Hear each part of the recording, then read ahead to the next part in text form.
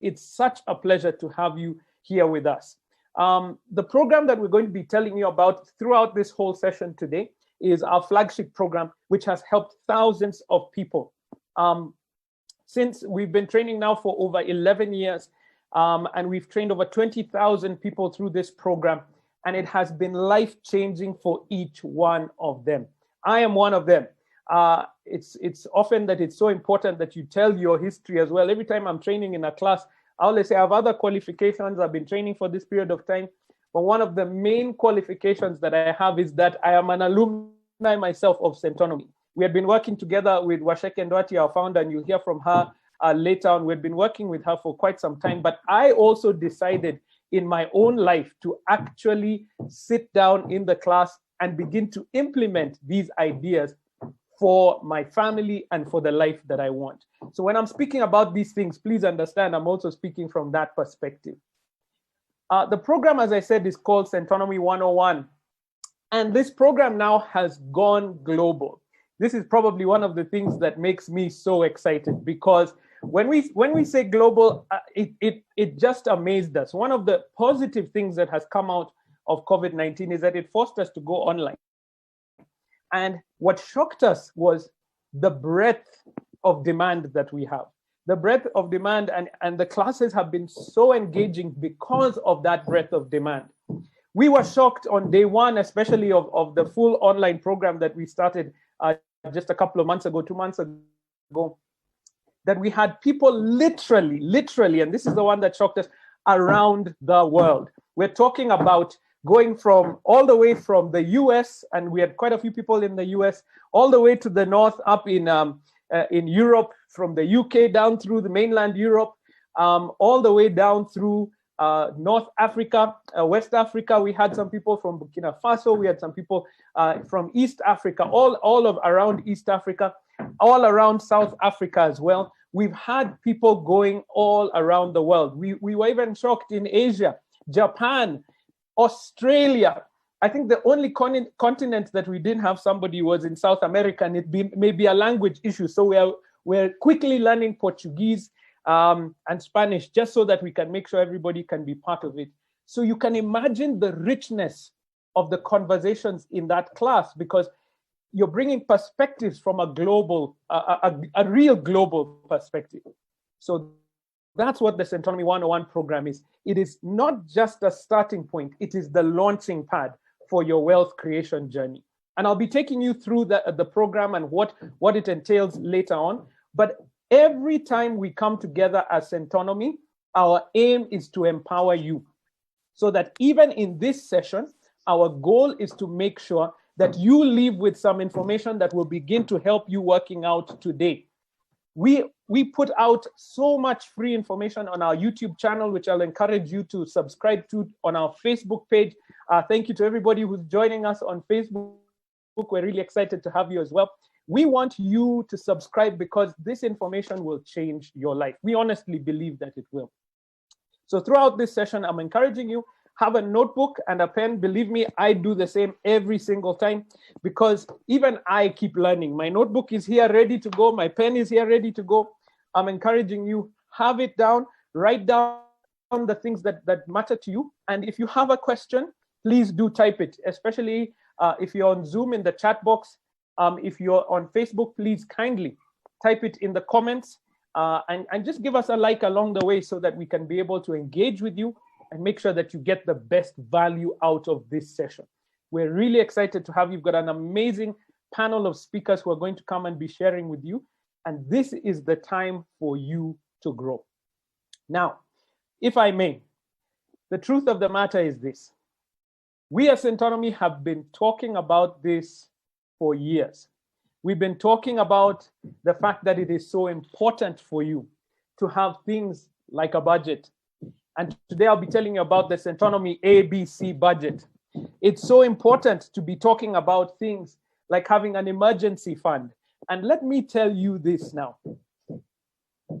This has been confirmed, especially during the COVID-19 period. Because when you get into a season where people are under pressure and under strain, that emergency fund becomes extremely real. because sometimes we don't know where our income is coming from. We don't know where the business is going to be coming from.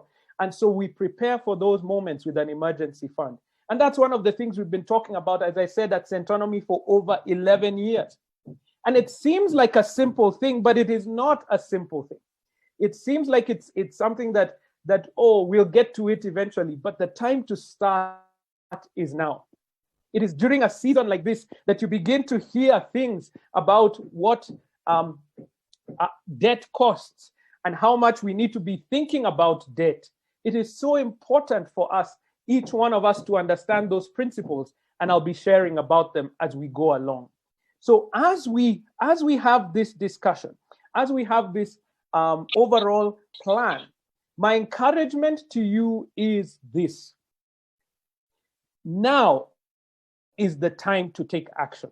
When we are saying get real about your money, taking that action next week, next month, next year is too late.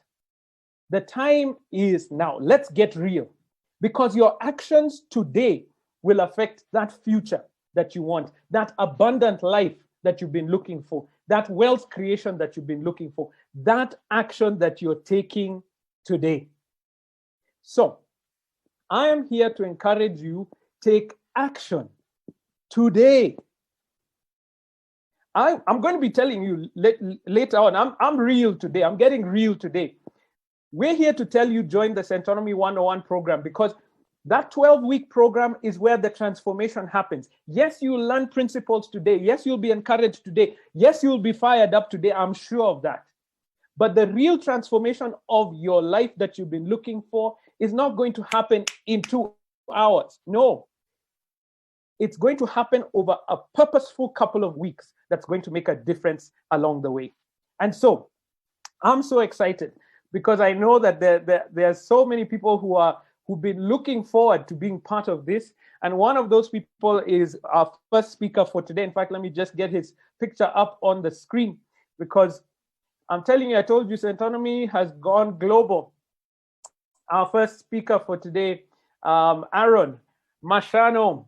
He is the chairman, Leaders of Tomorrow from Zambia. And he's going to be talking about setting money goals. All right. Awesome. All right. Thank you. So thank you so much for that warm introduction, Waithaka. I really appreciate the opportunity to speak for my hometown, but speak for the global world as well. We're also online. So when I heard about this platform, I was really impressed with what you guys have done. So you guys are really in for a treat with the other speakers, but I'll do my best to kick it off with something that may hopefully set the foundation for you guys. So this is me. My name is Aaron Mashano, and I'm the chairman of Leaders of Tomorrow.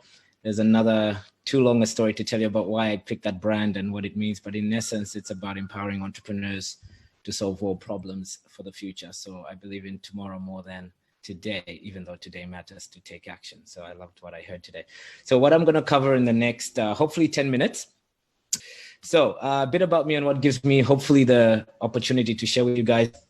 As Waithaka shared really nicely, I'm a Zambian born, but I'm a serial entrepreneur. What's the difference between a serial entrepreneur and just an entrepreneur? A serial entrepreneur is a business junkie who keeps launching more businesses, and that's the category I feel into. And I'll explain how I did that journey if we have time near the end. But I've also now had the opportunity to become an angel investor after I reached my own financial independence. And what I found is over time, people started asking me questions about how I did what I did in the 20-year journey I've been on. And so I started telling them over time. Then it became workshops around 5 continents. And then people like, can you put this in a book? So I started writing books, and that's pretty much become what I do.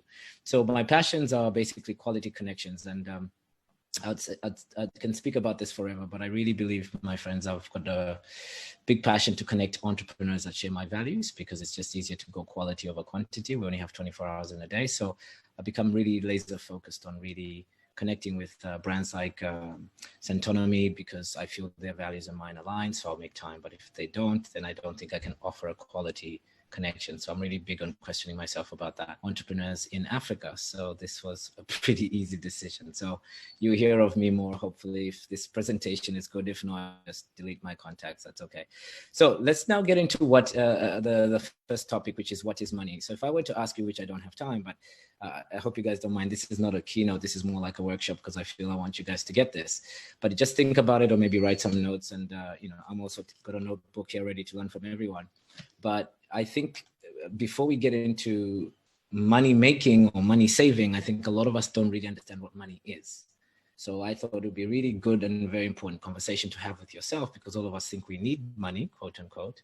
But have you ever thought about what money is? So maybe that's a good question to ask yourself, whether I stay connected or not, but I'm sure the program 101 might cover this.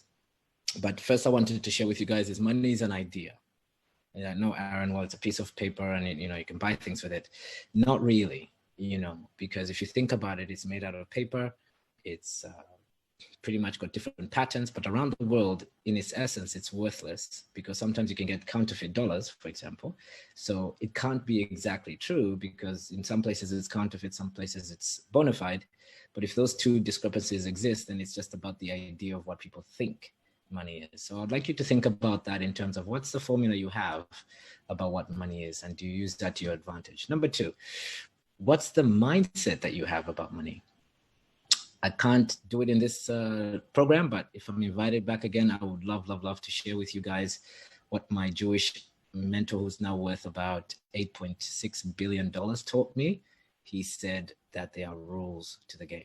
And if you don't know the rules of money, because you think money is hard to get or whatever your mindset is, and I think, Waithaka spoke about this, is that what's your mindset about money really matters more than how much money you make. And so I really loved how you started that off. So I'm going to leverage your presentation, if that's okay. The third is opportunity. What's the vehicle? What's the way you're going to actually go about accumulating, saving, and containing money? Because if you don't have that answer for it, it's going to be like trying to hold 2 liters of water in your hands. If you don't have the right cup for it, you can't contain it. So for me, it doesn't matter whether you're running a business or don't, but if you don't have a conversation with yourself around the strategy of how you're going to make that container happen, chances are you can't make it. And that's just been my experience.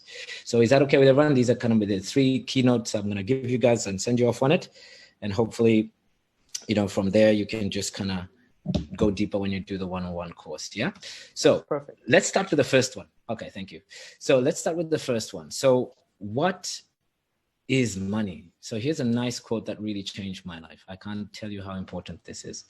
We don't make money, we earn money. This is actually my quote, but you can have it and hashtag yourselves. But the only people I've met in my history that have made money are the banks. Banks make money. They're the ones who print the money. But we, the rest of us, have to earn money. Now, just that quick distinction between those two would change everything. Why? Then you don't stop looking for handouts, Africans.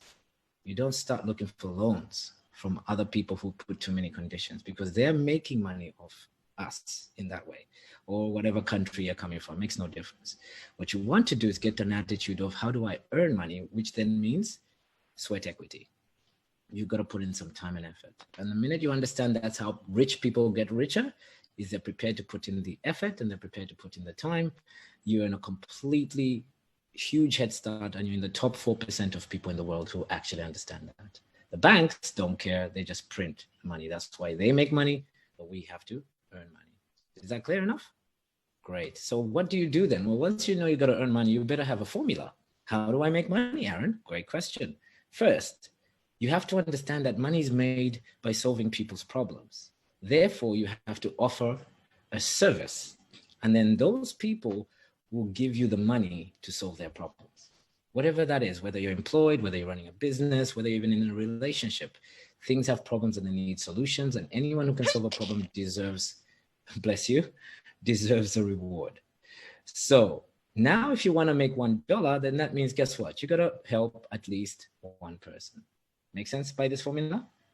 I want $1, therefore I've got to serve one person, and I have to at least do it and count the number 1. But let's just say some of us all are chasing this $1 million figure. By the way, that's not a lot of money these days. You can spend that in a day with the amount of things you can buy these days, right? God forbid you come to Bali. I'll show you how that's possible. But if you want to make $1 million. Let's just start with that. And please, everyone, set a goal at least to be a millionaire. And I'll explain why later if I have time. Ask me that in the question. If you don't ask me, then I won't answer it. But I think that's an important question. Why should you chase $1 million? Is it, as Waithaka said, just because you think it's going to make you happy? It won't. So ask me and I'll give you my reasons why you should make $1 million. But anyway, so if you want to make $1 million and we follow that formula of what I just gave you, how many people do you have to serve? Easy answer. If you're getting back $1 for your effort per person, you have to serve how many? 1 million. You see? And when that consciousness hits you guys, you're going to start getting excited about helping more Africans. And if you want to be a millionaire, help 1 million. If you want to be a billionaire, help 1 billion. Are you guys getting this? But if you want to be a 50,000-aire, this is still cool. Help 50,000 people. What's wrong with that? Nothing. It just depends on your dreams. It depends on your dreams. So I don't believe dreams are for free. I believe they have a number. This is just my view. Take it or leave it. That's it. So next is mindset. Can you see that even by what I'm sharing with you, I had to change my mindset to even allow myself to appreciate that I deserve $1 million when I hit $1 million 3 years ago. So how did I do that? Number one is first, I accepted and recognized that I had a scarcity mindset. What's a scarcity mindset? It's a belief that there will never be enough results or feelings, and you have fear and stress and anxiety. COVID has really accelerated that for most of us. I understand that. But this belief system perpetuates itself, and whatever you put energy towards, my friends, expands. So if you're a negative person who think you can't afford everything, you think you don't have the skills, you think you're not good enough, you think being Black means you can't get business successful because the system is against you, you're not going to get there. What I want to invite you guys to think about is try and make the shift. And I think the Centonomy course can help you for 12 weeks because it does take about 90 days to change it.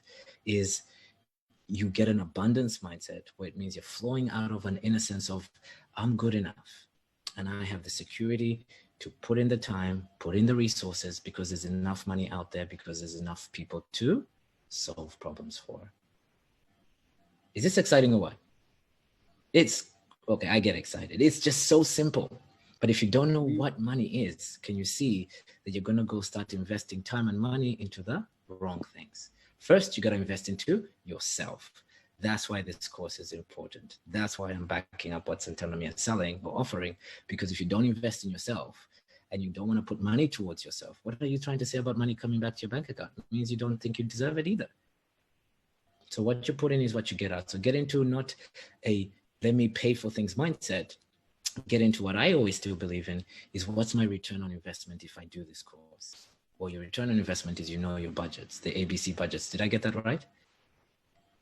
100%, 100%. All right, I'm signing up, you can tell. So the second thing though is you need to associate with people who also believe it's worth investing in professional development or personal development. If you don't, well, you're gonna stay broke because you're also not prepared to pay because you want everything for free. Guess what you get back? You get back free as well, okay? Next is the opportunity. So opportunity for me, my friends, fits into 3 parts. And if you can see the theme, I've already finished my program of conversation with you. It's the same 3 things, but let me go a bit deeper because I just don't have the time. 15 minutes is more than I need to get you guys to get it. First, in the ideas of the opportunities, it takes ideas. So what is the vehicle? How do you pick a vehicle? Are you passionate about that vehicle? So for example, if you want a Ferrari car, that's a type of vehicle. But a boat is also a type of vehicle. And a plane is also a type of vehicle. But let's just say you want to come and visit me in Bali. Which vehicle do you think is most apt for the vision that you have to come to Bali? So I'll let Waithaka answer this because he wants to come. So if we're going to come to Bali, which vehicle are you going to pick?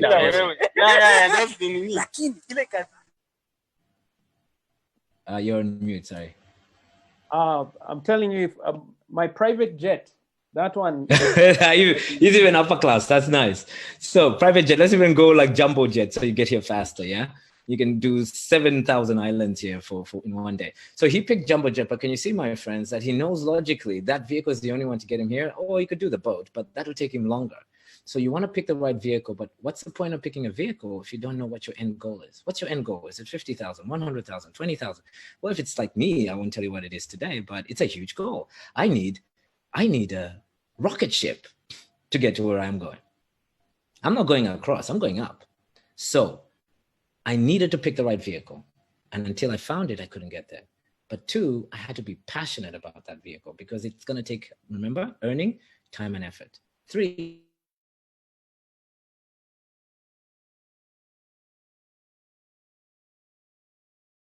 Aaron, just say that again.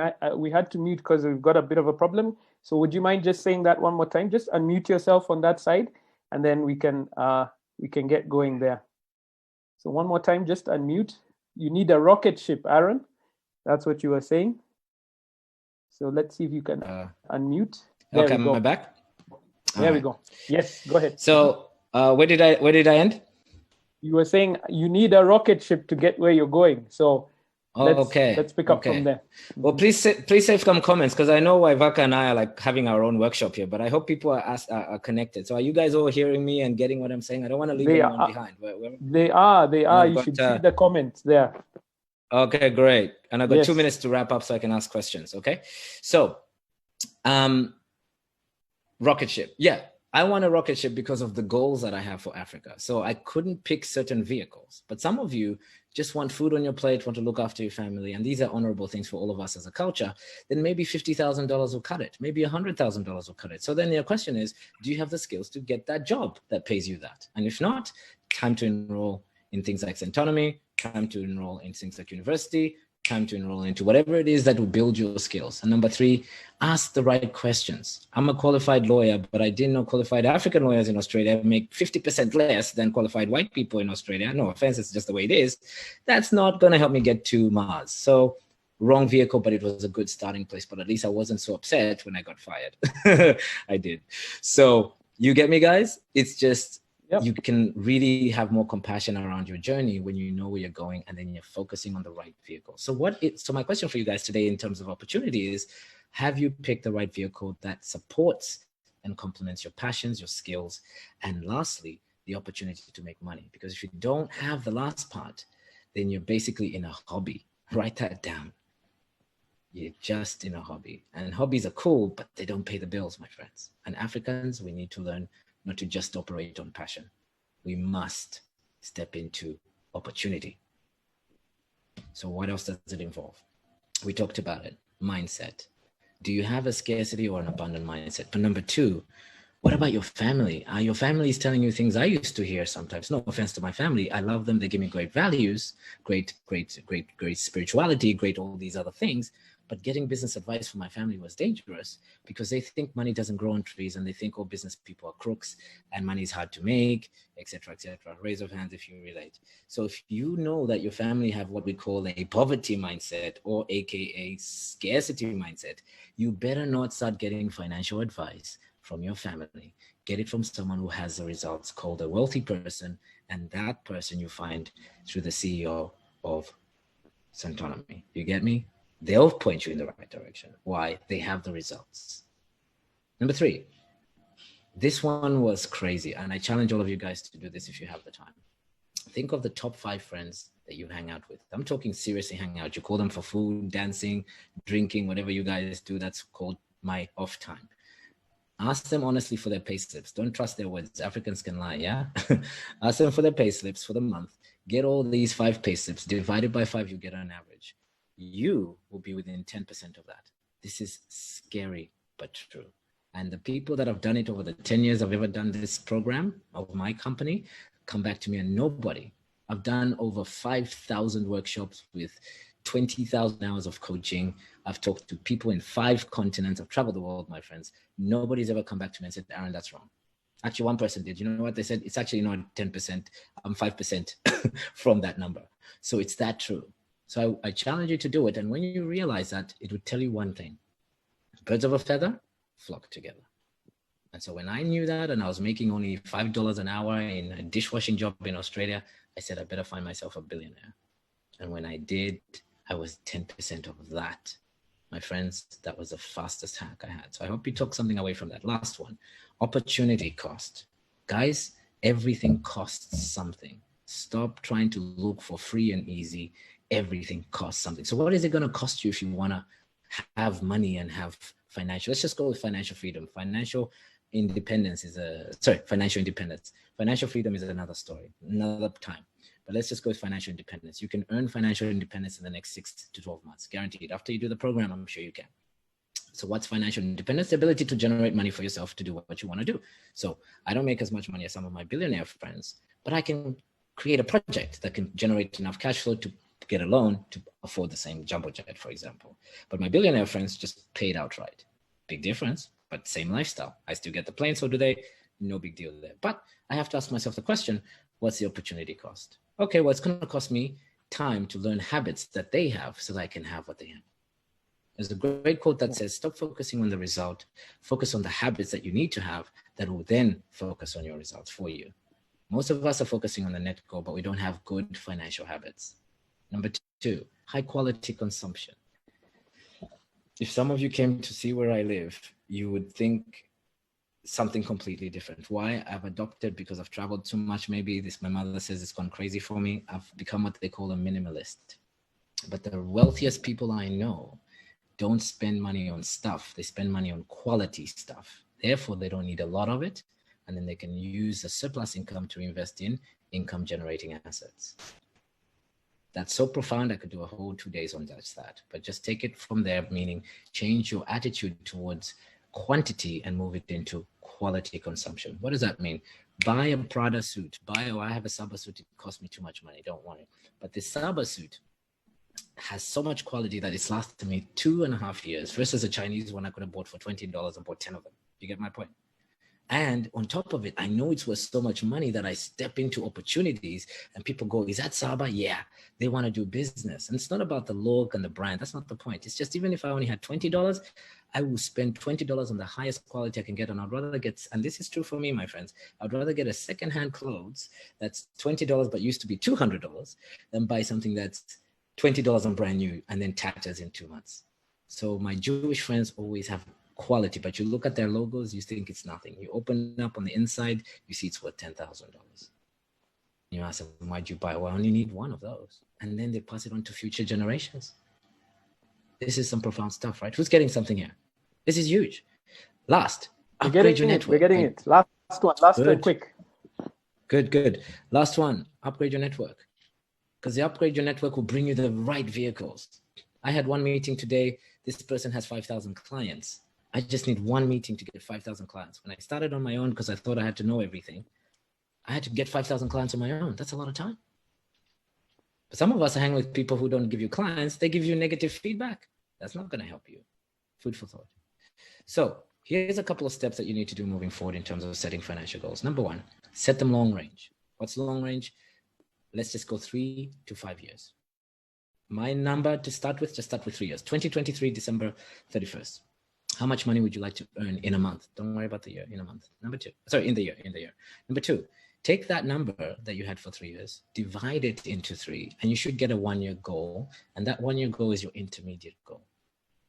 So if you say you wanted to get $3 million, okay, let's be a bit practical here, $300,000 a year in salary in the 3rd year, then it means you got to aim a goal to get $100,000 this year. Make sense? Too many of us want 300,000, but we don't even know how to earn 100,000. So divide it by 3, you get that goal. Short range goal is a month. If you have 100,000 to earn in a year, divide that by 12 and you get what you need to earn per month. Why is that important? That's what you're going to be negotiating when you're doing your job, your partnerships, whatever. Next, then what does that cost you per day? Most people don't even know. This 15-minute call I'm having with you guys, the reason I get paid a lot of money is I know how much I'm worth per minute. That's extreme. But for you, just start with a day. And so I don't get out of bed for less than that. I pick my opportunities wisely. I really hope you get that 4-step process. That's the biggest takeaway I can give you today. So now we're up to our questions. Here's a couple of last ones to finish off with. Number 1, do you currently know what your mindset is? Is it scarcity or abundance? Number 2, what are the 3 strengths and weaknesses that you have? Because if you don't know what your strengths and weaknesses are, some of you are working too hard on your weaknesses. My friends, you don't have time. Focus on your strengths. Number 3, what vehicle is best going to utilize your skills so that you can contribute to that problem I talked about positively in your community, not my community. Okay, you don't have the vehicle yet maybe to be global, but focus on your little town. What problems do you have there? Go fix those and create a business or something around that. Number 4, How can you improve your skills in the next 3 months? We've already answered that question. That's a 12-month course, 12-week course. That's 3 months. There you go. Number 5, when we have time, understand the rules. There are 20 rules to money. If you don't know them, you are losing money and time. Trust me. I'll share one of them just quickly for you. Is money is not bad. The minute you answer that one, you're already ahead. Most of us think money is evil, money is that, but no, that's against the rule of money. Okay, so let me leave you with a final quote. And this really changed my life. I carry this, I walk around with it all the time, and I share it every place I speak. The world cares less about your strengths and your personality than it does about the service and meaningful contributions, because that's where you get paid. So last but not least is, here's my mantra. I want you to come up with one for yourself. For me, I want to live a full life. So I live minimalistically. You can see I have a motorbike. It's actually been upgraded, 7 kilo pedal, and I can travel the world on this. It's been amazing. Number 2, I love my son. Unfortunately, I went through divorce, but he's the reason I became successful, not because I wanted to make money, but because I wanted to be a better example. Number 5, I'm making contributions, and I hope this has been contributing to you guys. Really appreciate your time.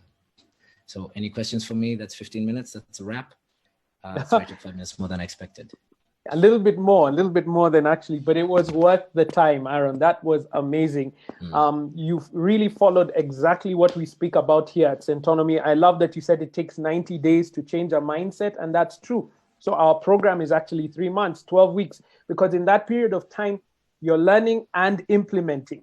I love the fact that you said financial habits. That's exactly where we start. We start off with your financial habits because those are the ones that produce results.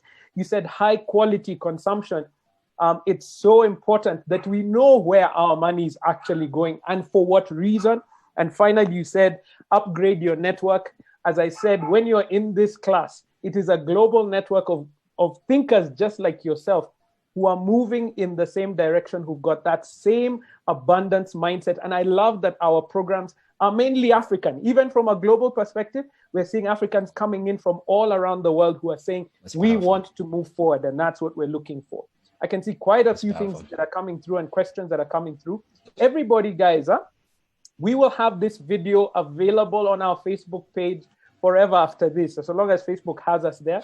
So you can always come back to it and begin to look through the points that Aaron has shared. It's such a good thing that we can be able to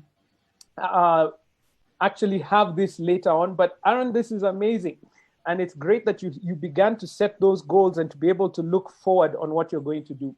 What a privilege to have you here. Guys, this is the kind of talk that we're looking for. Our next speaker, Irene Kiwia. She's a tech entrepreneur, a woman and youth entrepreneur proponent from Tanzania. Irene, I know you're somewhere in the house. Would you mind just switching on your camera and your microphone so that we can see one another? And I know that you have so much to share with us on this understanding the wealth creation journey and what that has meant for you. Irene, are you in the house? I think I saw you somewhere. Let's see if I can get, there we go. Great. Wonderful, Irene. How are you doing? I'm great. Wow. I'm just wowed, listening to Aaron. And yes. Thank you so much for the opportunity to be here to learn and share. Excellent. Excellent. So I know you'll tell us a little bit about yourself and also your thoughts on the topic that we're sharing. We're getting real about money today. And I think Aaron was a wonderful starting point because it was very focused and point. You'll tell us from your perspective, this understanding that journey of wealth creation. Take it away. Awesome. I'll share my screen. Yes, sure. Just a second. Go ahead.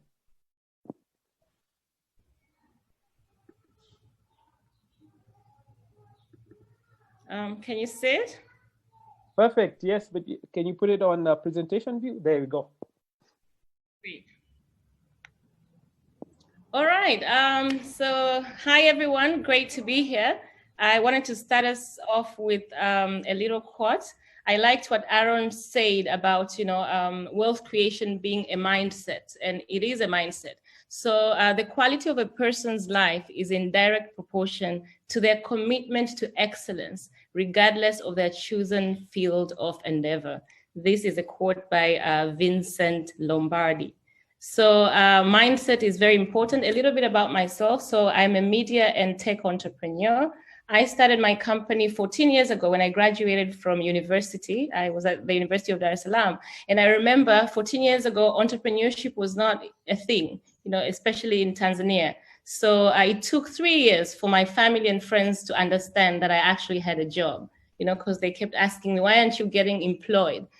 14 years later, my company, Frontline Management, which was a media consulting company, is still sound and standing. We have a presence in Tanzania and Kenya, our own offices, but we're expanding to 15 countries in Africa through partnerships. We partnered with Porta Novelli, which is a global, can you hear me? PR company with presence in 80 countries. So something that I started 14 years ago, it's still standing.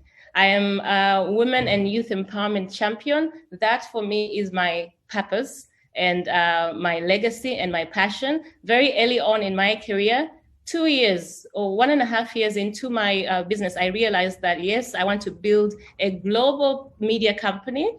And yes, I was thinking global at that time and still do. But I realized that I also wanted to change lives and impact. And I was out in the fields for a client one day, and I ended up talking to a group of girls who were my age or younger. And very quickly, I realized that, I was very fortunate to have a university degree, to have a card that reads managing director of a company, and to being able to do the things I was doing, because over 80% of girls like me did not have the same opportunities. So immediately, my passion clicked, and I realized that I needed to dedicate my efforts, time, and journey on this earth to empower girls, not just in Tanzania, but across Africa. And 12 years later, so back then I started a women empowerment project where we identified young girls in regional Tanzania, paired them with mentors in a 6-week boot camp. They're called hubs and all these fancy names these days. And then we built an awards and forums, just created a women empowerment movement. So this was a very interesting topic. And thank you so much for the opportunity to talk about it. And for me, I will just, I will look at it from how I have gone about my life. So wealth is attainable. And for me, wealth is long-term, Money is just an outcome of wealth. For me, the way I think about wealth, it's something that my great-grandkids will find. It's those foundations and the things that I'm doing today that will impact how, generations to come. And for me, wealth creation can't be personal. I cannot be the only wealthy person and the community around me is not wealthy. So wealth creation is long-term. And for it to be sustainable, it requires a community of change, and that's of change. And that is why when you're looking into building wealth, you have to look into how you're solving the problems around you. That way, you're not just transforming yourself, you're transforming a community. And to create wealth, you need money. So money is not the end game. We don't do what we do to make money. If you do what you do to make money, then I think you need to really rethink. We do what we do for for a certain impact, for a certain outcome, for to create a certain legacy, to change a community, to impact a community. And to do that, we do need money. So money will come as long as you have a vision to impact. So where do you start? Wealth is within you. You are already wealthy because you have value. So the starting point in wealth creation is to say, what do I have? And a lot of people, I mentor a lot of young people, and they say, oh, I don't have this, I don't have income, I don't have that. And I say, okay, can we start looking at what you have and take stock of what you have, And it can be something as simple as I am charming, I communicate well, I enjoy doing this, so taking stock of all the things that you have. I know 20 people, who work in corporate. My relatives are in this sector, just taking stock of everything from your personal attributes to your interests, to the people to the environment around you. to what is happening in your country, to where the continent is going. That is value. So that is your starting point. And once you identify that, the next thing is, how do you quantify that? So for me, back to 14 years ago, when I was 24, graduated from the University of Dar es Salaam, and I was a pretty smart student. So I could have gotten a very good job in a corporate company, but I wanted to build a global media agency, a global company. So, for me at that time, I looked at what I had, and what I had first, I'm a graduate from the University of Dar es Salaam, so I have knowledge. Second, when I was at university, I was working. I had like 4 jobs. I was a TV presenter. I used to do promotions during weekends. I was a former beauty queen. All of that is assets, right? And I said, okay, so when I go knock on a door, people know me. So I don't have to introduce myself and say, long sentences. I am a TV presenter, so how can I use my presentation skills, and the fact that I know people to bring value to myself, So for me, starting a public relations company was one of those quantifications, early quantifications, that, okay, so based on everything that I have, I will build a PR company. And that was a great starting point. It related to what assets I had. I didn't really have money. Money was not a thing, but I had knowledge, I had the vision, and I knew people. So I started, visiting, and I knew what I wanted to build. So I started going to people, the people that I knew, to talk about what I'm doing. And a year later, I started getting clients. And 14 years later, here I am. All right. So quantifying that value. And then the other thing is, how do you add value to what you have? So you've quantified it, right? So how does it become valuable so that you can monetize it? And it can be 1 or 2 or many other things, and as you're taking stock, you'll be able to really understand that. So how do you add value to what you have? I did my stock taking, and I said, I'm starting a PR company. So that was me building value around my stock, or my the value that I had, which was not money. And as that was ongoing, you continue to add that value, because you don't stop asking yourself, how do you add value to what you have? It's a constant thing. And this is what builds a business, or this is what create more opportunities for you to create more wealth, So in my case, I started a PR company and constantly thinking about how to add value. Then I said, I need to get an international partner. So I set off to go get an international partner. We became a Porto Novelli partner in 2010. It's been 10 years of that partnership. And this year we decided to drop it because we want to go to Africa on our own. So constantly asking about how to build value. The decision to set up a company in Kenya was, again, constantly asking how to increase that value. The decision to venture into technology, again, how do you increase? So that doesn't stop. It's not a thing you start now and you stop. And then how do you increase your wealth as you have this value?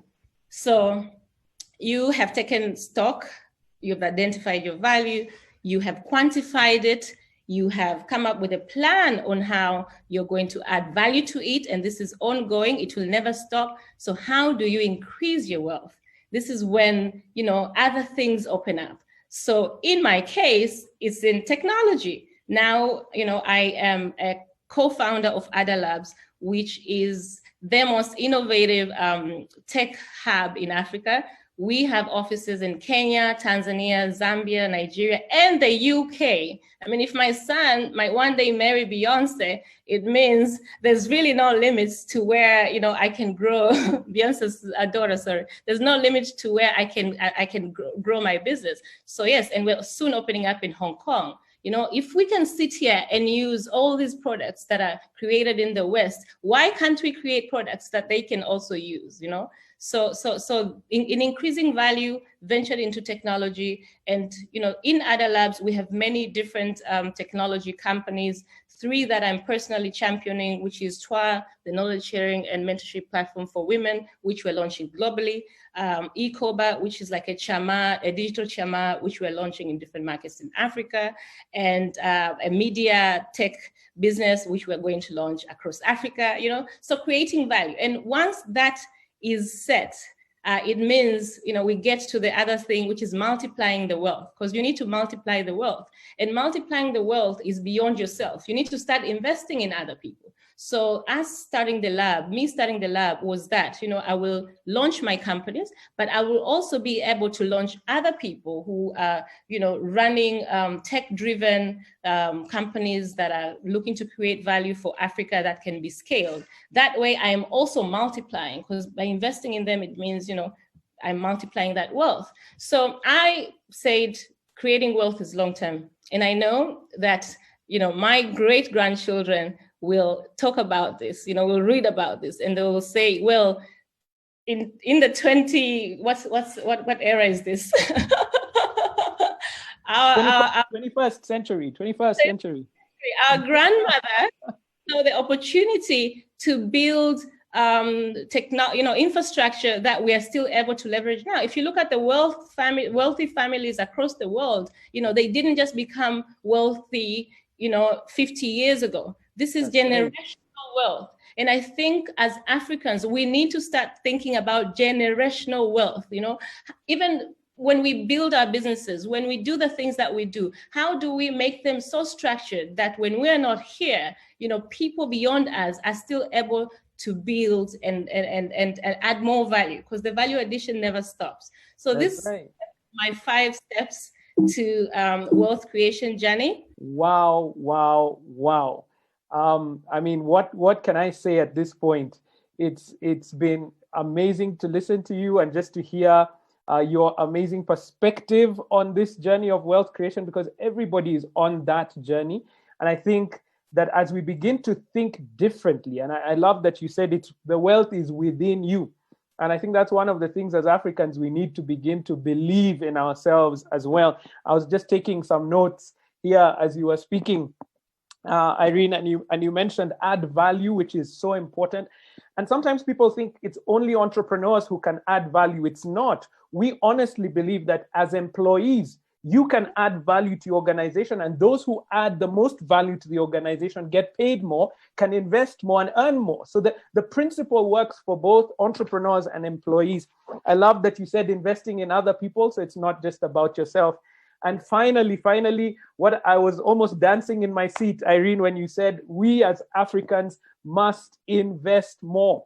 I think we have a mindset of just saving, and we tend to just put money aside, but we forget that money is losing value. So we need to actually invest more. So thank you so much. There's lots of questions coming in the chat box. Do check out on Facebook and also on Zoom. You can also follow up there. And everyone following us on YouTube, thank you so much. We really are overwhelmed by the support this morning. So I want to invite someone in just for a couple of seconds, if you don't mind. Eda Washuka, if you don't mind. Eda Washuka, if you can just switch on your camera and your videos, and your audio as well.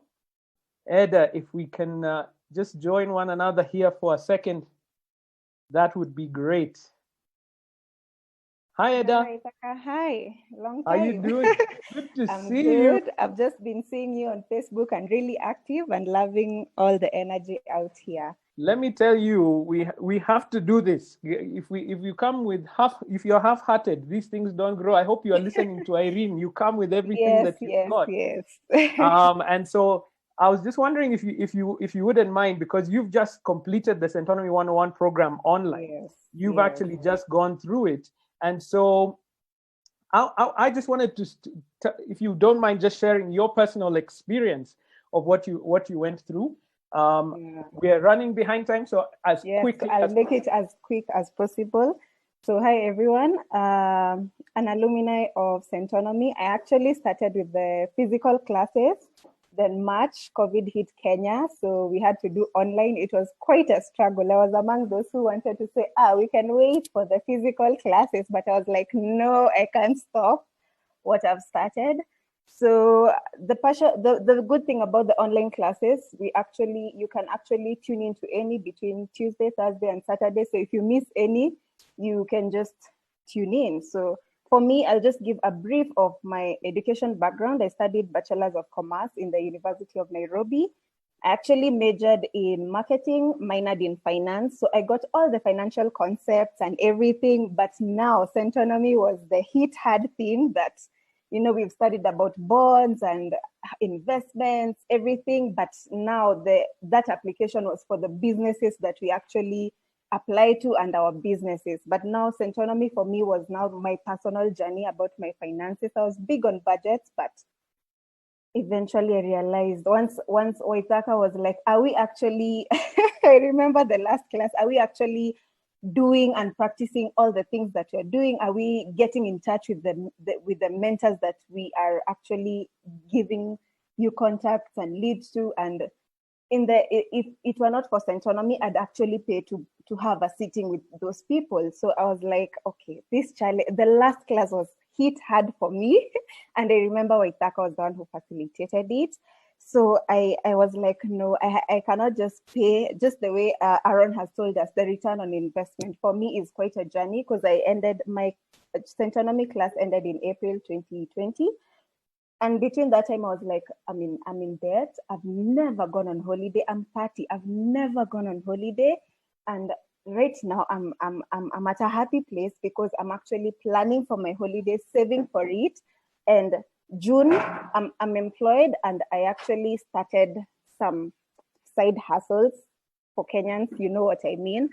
And it has actually, at the end of June, actually a few days ago, I paid off my loan for the last loan. I was actually paying 2 loans, my mom's loan and my loan, and I actually cleared both in 3 months. I'm like, I have to do this. But the person who actually hit hard was one of our facilitators. He actually did the finances bit. So he said, with this corona, we don't know where our jobs may end, our salaries may be slashed off, but I thank God mine hasn't yet. But no, I've done my loans. I was still doing my emergency fund, something that I have never ever done, because I always thought I don't have enough money. Maybe I can start it when I hit a certain salary. But I think this COVID season is the season that has to hit hard, and we have to actually wake up. It is a wake up call. So for me, Centonomy was a return on investments 3 months after my classes. And yeah, I think anybody and everybody, if you're making an income or not even making an income, you actually need to think about your future, what I'm doing with every single coin. Because Waithaka, funny enough, I actually downloaded the app for expenses, and I realized I'm very big on budget since I started my first salary. But when I did my expenses, I realized my expenses do not match my budget. And tracking your expenses. Tracking your expenses. It was a huge wake-up call. We do it even with my nanny. It's okay. I like making everybody involved. When something excites me, I make. So my nanny even, have part of your salary, you have to do something with it. You cannot be earning, and in the event I lose my job, you lose your job. So it is hit hard for everyone. So you have to think, if I leave this lady's house, what is next for me? So we actually do our budgets, all of us, but separately, because you have to have your own thing. And when we do my expenses for the monthly, the daily spends, the food, the milk, the bread, the everything, whatever we are doing, we do it together as a family. And I think for me, that has been a blessing, because it has hit. I actually moved to a lesser house so that I can be able to achieve, which was like $100 less and way bigger, because I thought I'm giving all this for 12 months just to one person. And I have never gone on holiday. I am still on loan. We can't operate like that. So for me, Centonomy has been a blessing in a nutshell. Eda. Here's the thing. And way more coming. I loved what you said about that, because you said beforehand you were actually budgeting.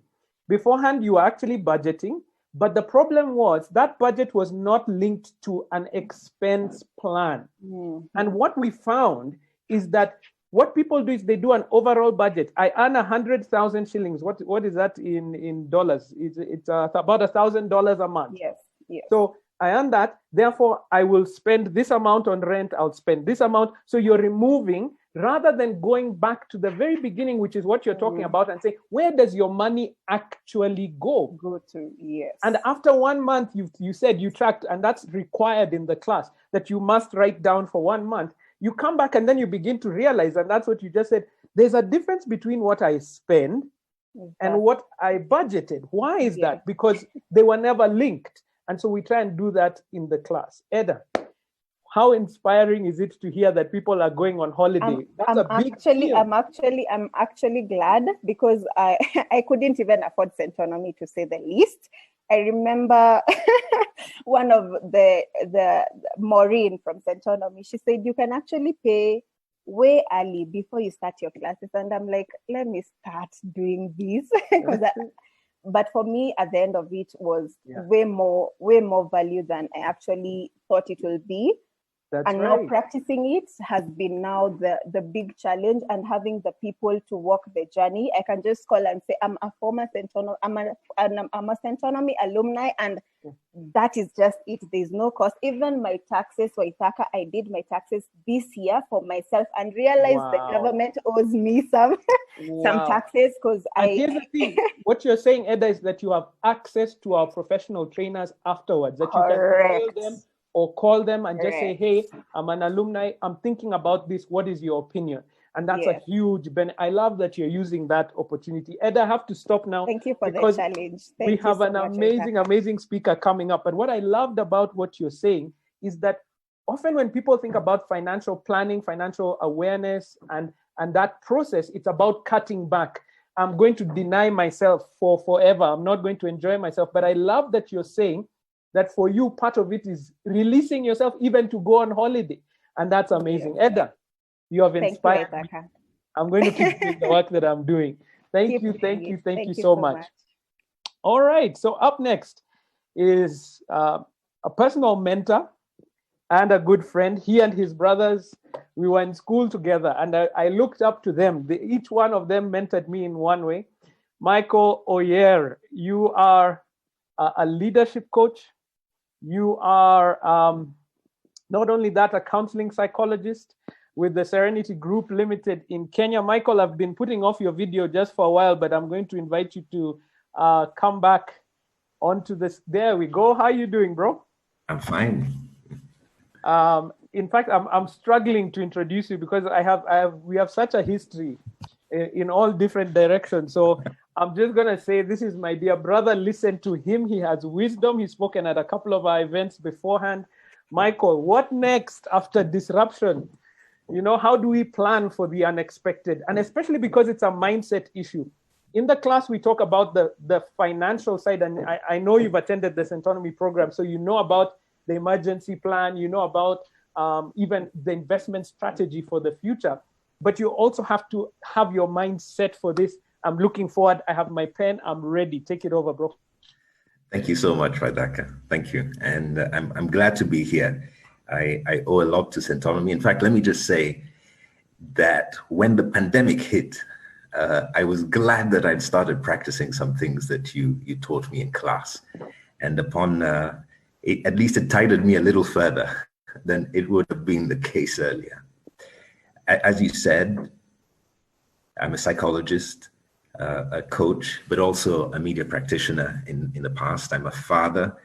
I live to be a trusted advisor, dealing in confidentiality, and a witness to transformation. That's what I wake up to do. That's what I do when I interact with people.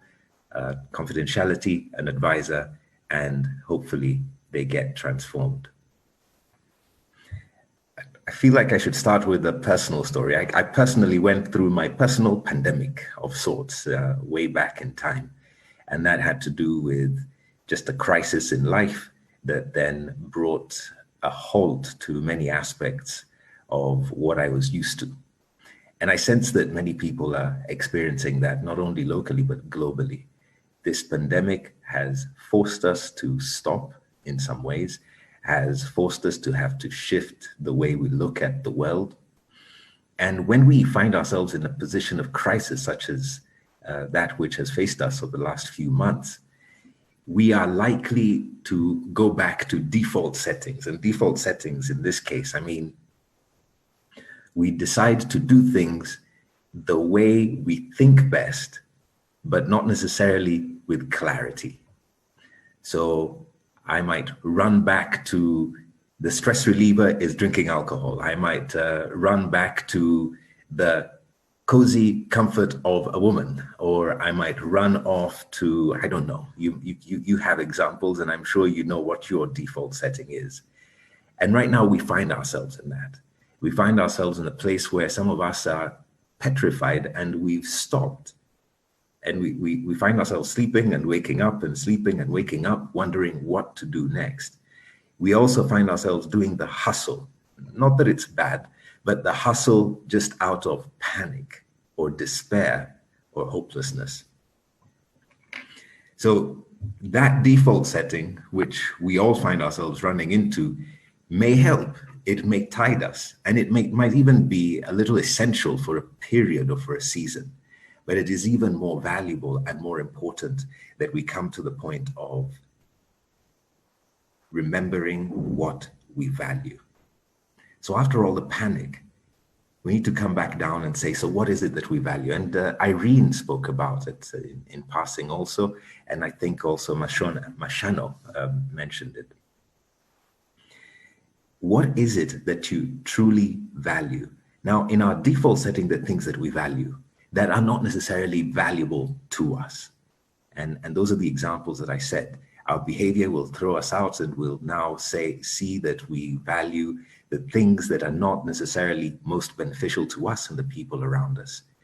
But after thinking, and it is an intentional thing, that we have to stop, take time to think, consider what it is that is important to us at this point, historically, as we've come right through to this point, and then looking ahead.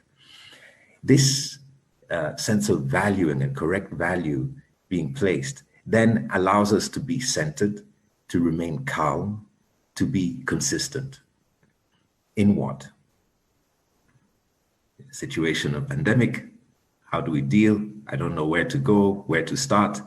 When I then recenter to my values, I then remember, okay, we were on a path. There was a plan. Yes, it has been disrupted, but in light of this disruption, and in this case, we need to take honest evaluation of where we are. How do we readjust the plan? Because we could throw it all out, throwing the baby out with the bathwater, but how can we readjust this plan? And I found myself in that situation also. And in my case, it's, the plan for Serenity Group was there, and my vision, Waithaka, I might admit also, my vision was very Kenya-centric. And now with the online life, there is a whole global possibility. It's no longer only Kenya. Also, wait a minute. Michael from Africa can coach. Especially with that voice. Hey. Anyone.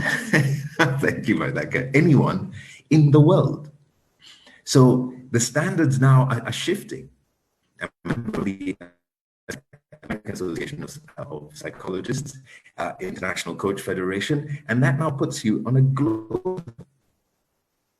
My plan had to shift in terms of technology and appreciating technology. Waithaka, you might know, I rock of ages in some ways.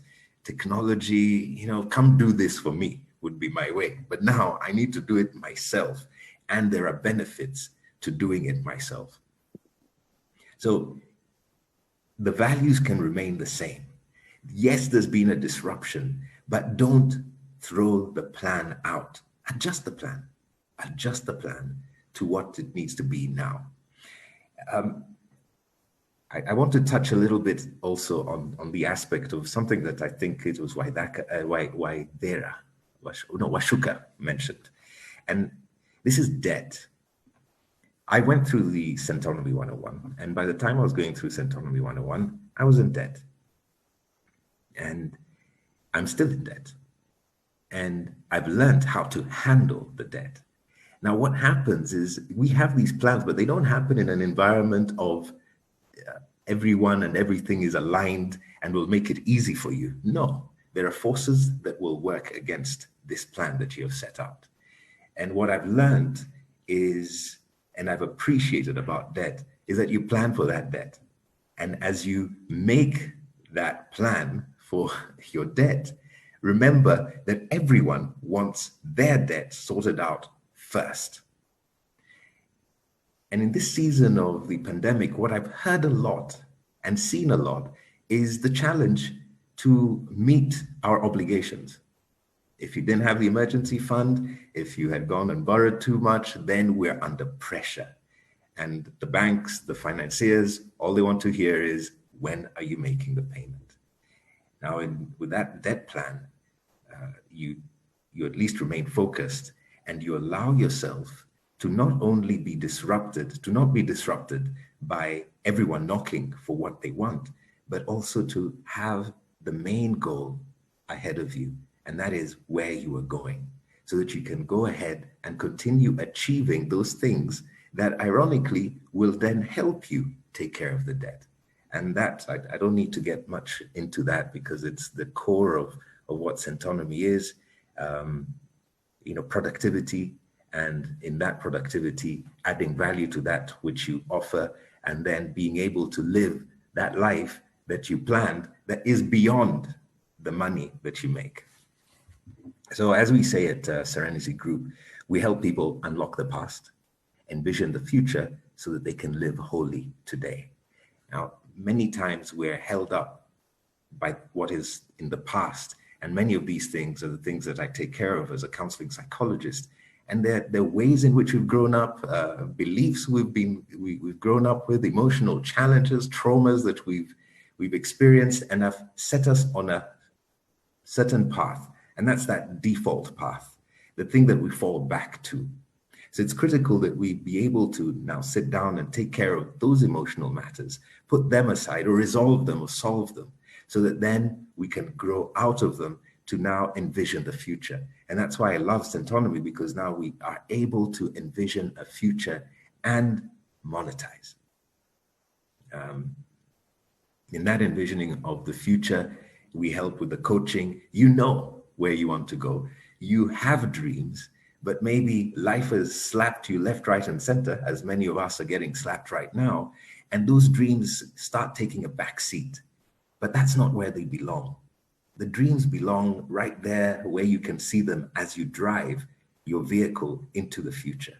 It's the map that then gives great sense to, whether you decide to go left or right, or what speed you take at this point or the other. So we need to remain focused on where we are going, on the dream that we have. But it doesn't end at dreaming. We then need to start walking the journey. And that step-by-step walk of the journey is where now the rubber meets the road.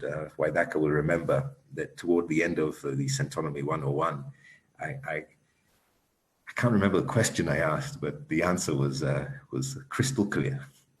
The time is now. The time is now.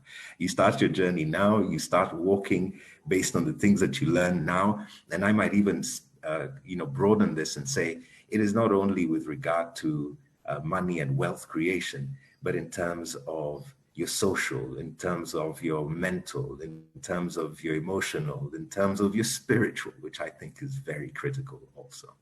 So I'd say we're in a pandemic. It's caused chaos. We are very likely to want to jump into default setting in the panic, despair, and hopelessness, but don't, or at least don't stay there.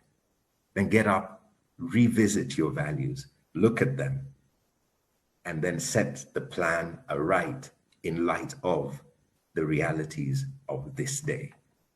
Then we'll all continue with this journey and hopefully all enjoy the company of each other and raise that 10% that Mashano spoke about. I'm going to stop there, Waithaka. I don't like talking too much, as you well know. So, Michael, you're also speaking like another one of our brothers from an earlier life.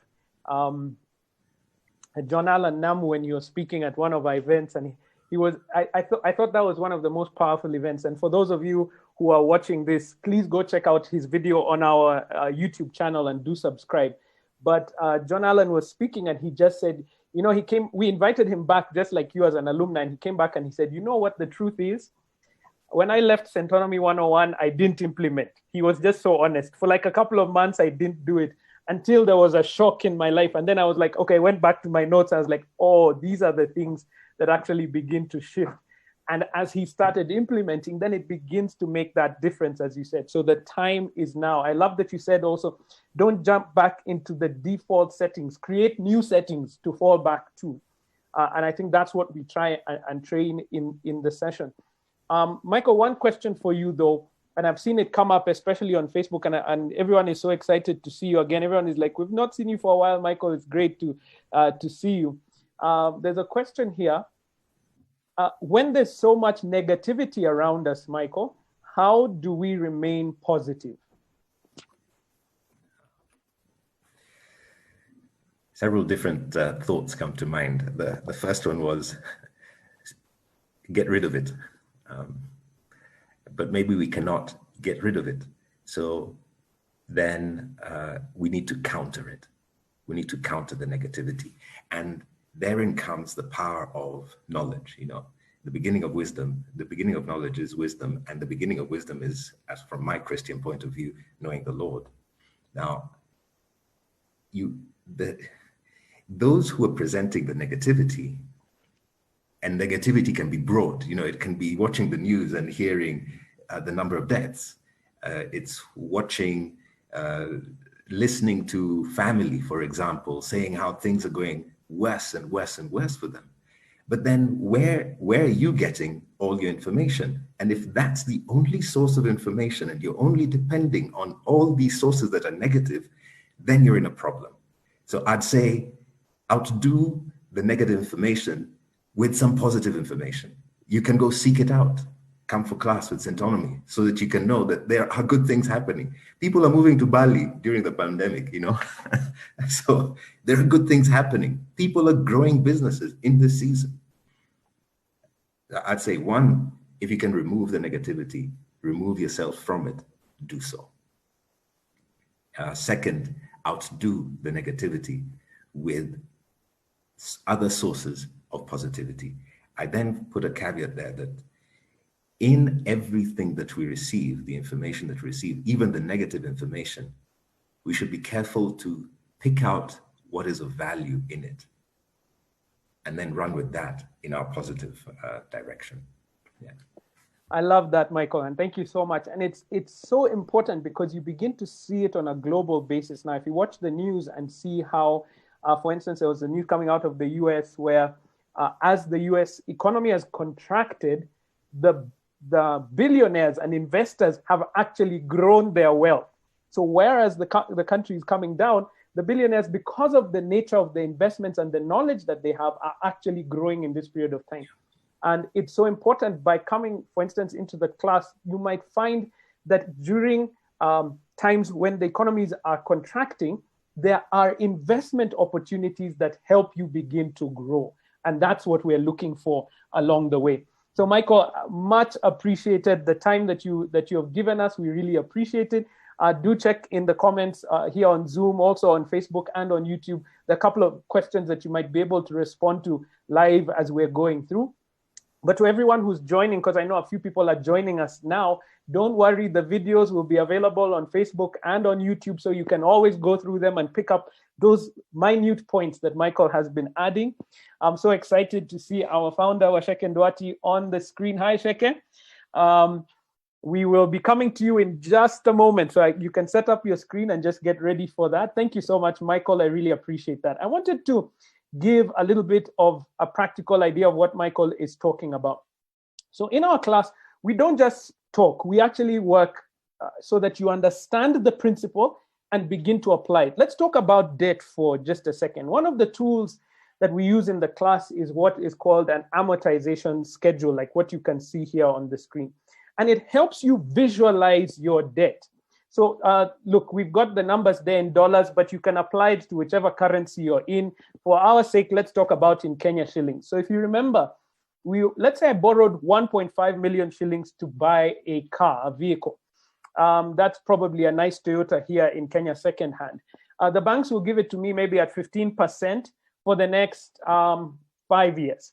So we know that mathematics, but in the class, we begin to describe what is the actual cost. So monthly, you will know that you're repaying about 35,000 shillings per month for 60 months.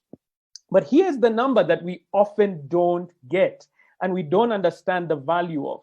The interest alone, just the interest alone, will be 641,000 shillings. What does that mean? Then I paid for this car that at the point at which I bought the car was worth 1.5 million shillings. Over a 5-year period, I've actually paid 1.5 plus 641,000 shillings. I think it's a bit small. Let me try and see if I can increase the size a little bit for you to see.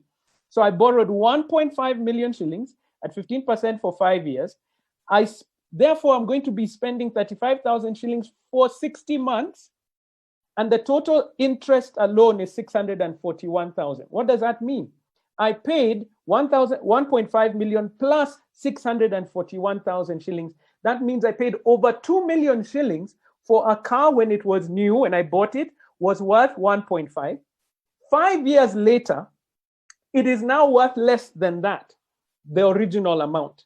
So that you begin to understand when we say certain principles like your car is not an asset, in that it takes money out of your pocket. Yes, it helps you to get around. Yes, it helps you to travel and get to the places in convenience, but it's taking money out of your pocket. Yes, you could sell it, but until the day that you sell it, that money is coming out of it. And even at that point, you'll sell it for less. So when you begin to see these numbers for real, then you can begin to make some choices. Let me just show you real quick what, for instance, another type of loan that we take, a mortgage, for instance. So in Kenya, you might be able to get a mortgage at about 13%.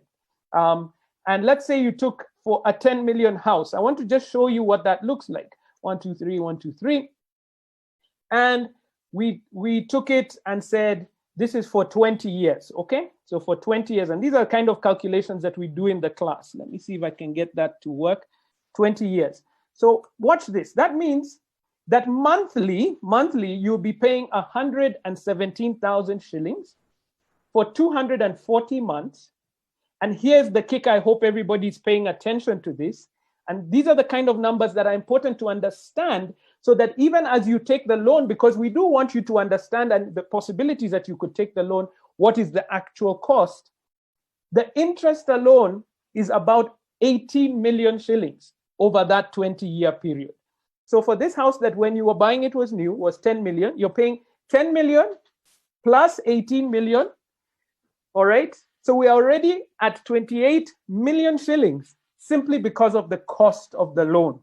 Now, if you don't know this before you get into it, sometimes the shock of it comes across. First of all, even the cost of that house on a monthly basis is extremely high, because this 10 million apartment or house in Kenya, we will not pay a rent of 117. It's probably going to be nearer half of that amount. So you're paying already a higher price. So what choices do you have in making that investment so that you can begin to grow? And these are the practical steps that we take. I told you today we are getting real with your money. I wanted to show you some real examples so that you can begin to say, I need to learn more so that I can make practical steps along the way. We do this through the program. As we said, it is formatted just for you so that you can begin to see how that program works. I wanted to just show you in a few steps what you're going through. If you don't mind, just for 1 second, this is what the program looks like, real quick. We start off with understanding how money works through the personal money management. How do you put together a budget? How do you put together a balance sheet? How do you put together an emergency fund? How do you deal with irregular expenses? And you know, people think it's all about budgeting. We spend 15 minutes on a budget out of the over 30 hours of information that you're going to get, because that's the basics. We want you to get past the basics in order to grow your wealth. Then we talk about time value of money, which is how does money grow over time? The rules of money that you had Aaron speaking about earlier on, this is what we talk about in the class. Then debt management, like the example I've just given you, very practically, how does debt work? How do you get out of debt real quick? And if you have multiple debts, how do you prioritize and get out of them? A key part of the wealth creation journey is how you plan. And that's what the Living Abundantly program class is all about. That module is about, because it begins to help you to dream. As Aaron said, if you don't have a dream, if you don't have a goal, then you're aiming at nothing. And my high school English teachers say, aim at nothing, you'll hit it every single time. Then we talk about investments. And it's good to understand the traditional investments because the principles apply across the board. We talk about treasury bills and bonds. We also want to try and understand what unit trusts are. And I saw a comment in the chat box earlier on from, now who was it? I missed the name, but I'll get the name. Somebody was commenting there and saying, thank you to Centonomy. I started investing in unit trusts a couple of years ago, and it has made a huge difference. This is Anne Ayub, yes? I believe that's what you're talking about. So grateful because you already started putting in that kind of investment. I'll look for the other comment that was there. So when you understand the investment and the tool, the vehicle that Aaron was talking about earlier on, then you can make choices. Property. It's not just about how it is here in Africa that we just want to own a piece of land.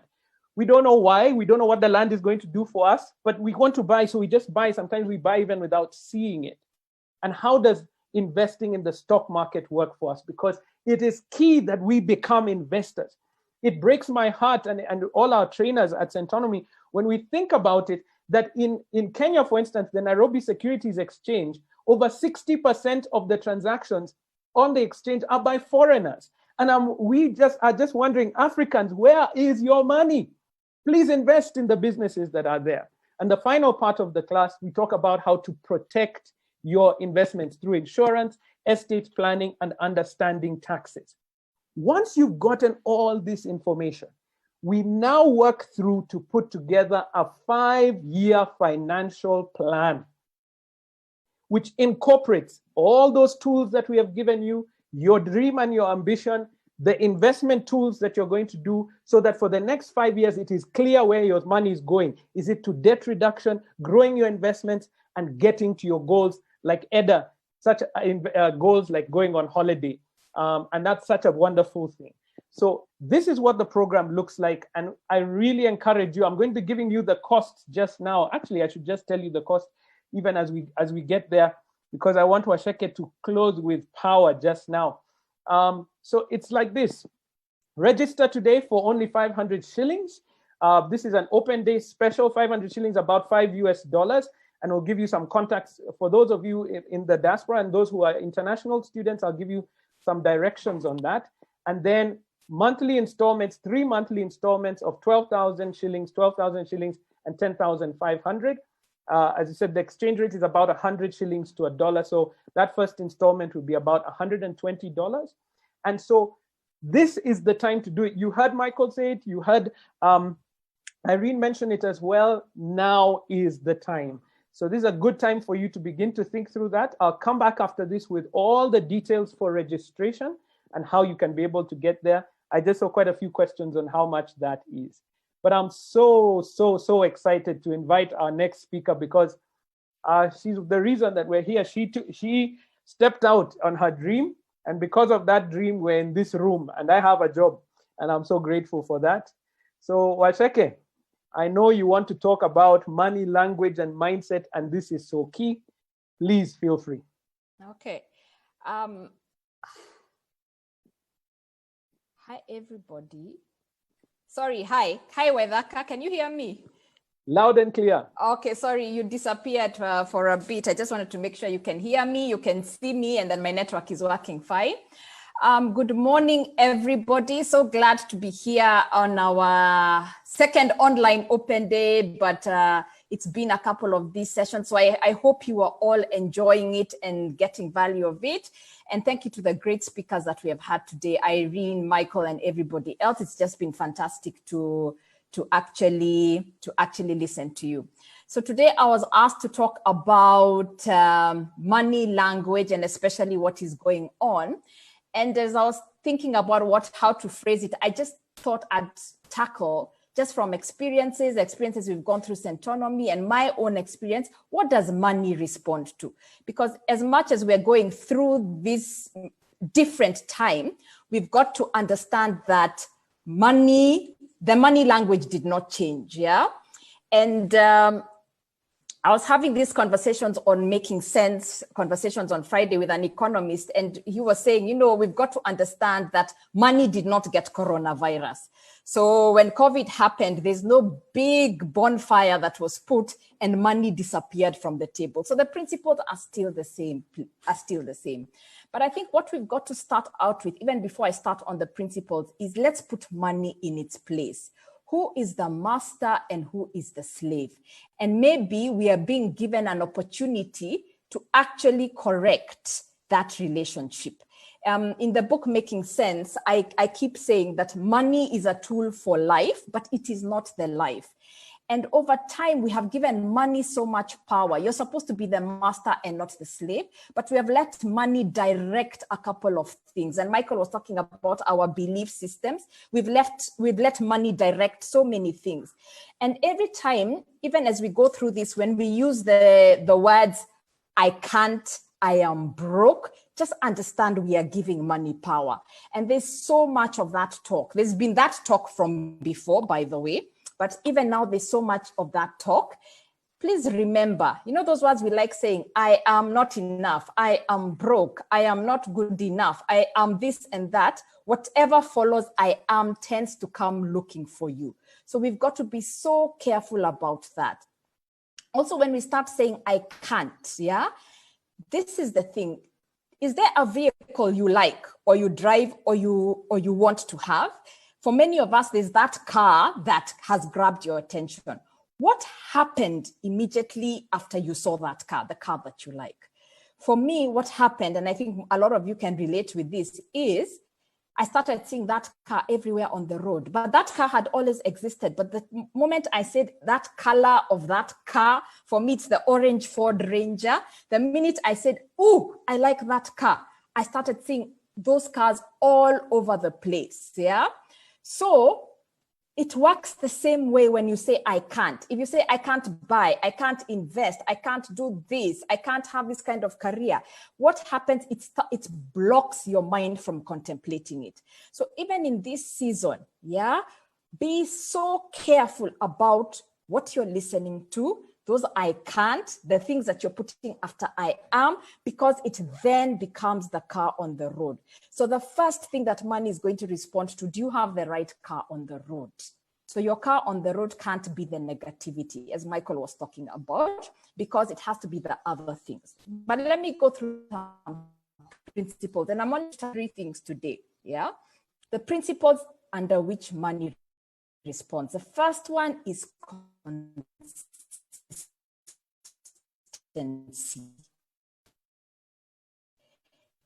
Save consistently. They go on holiday. We have a problem being consistent, and consistent can come in various forms. It doesn't have to be every month. It doesn't have to be every year. It can be every 2 years. It can be every 2 months. What's your version of consistency? Yeah. Consistency comes difficult for most people because we like big amounts. We like to say, if I can save 100,000 shillings, then I'll do it. We don't like the 1,000 shillings. We don't like the 3,000 shillings. That's why we like the concept of deals. One day, a big deal. We are all going around life saying, one day a big deal will come into my life and it will sort all my problems out, yeah?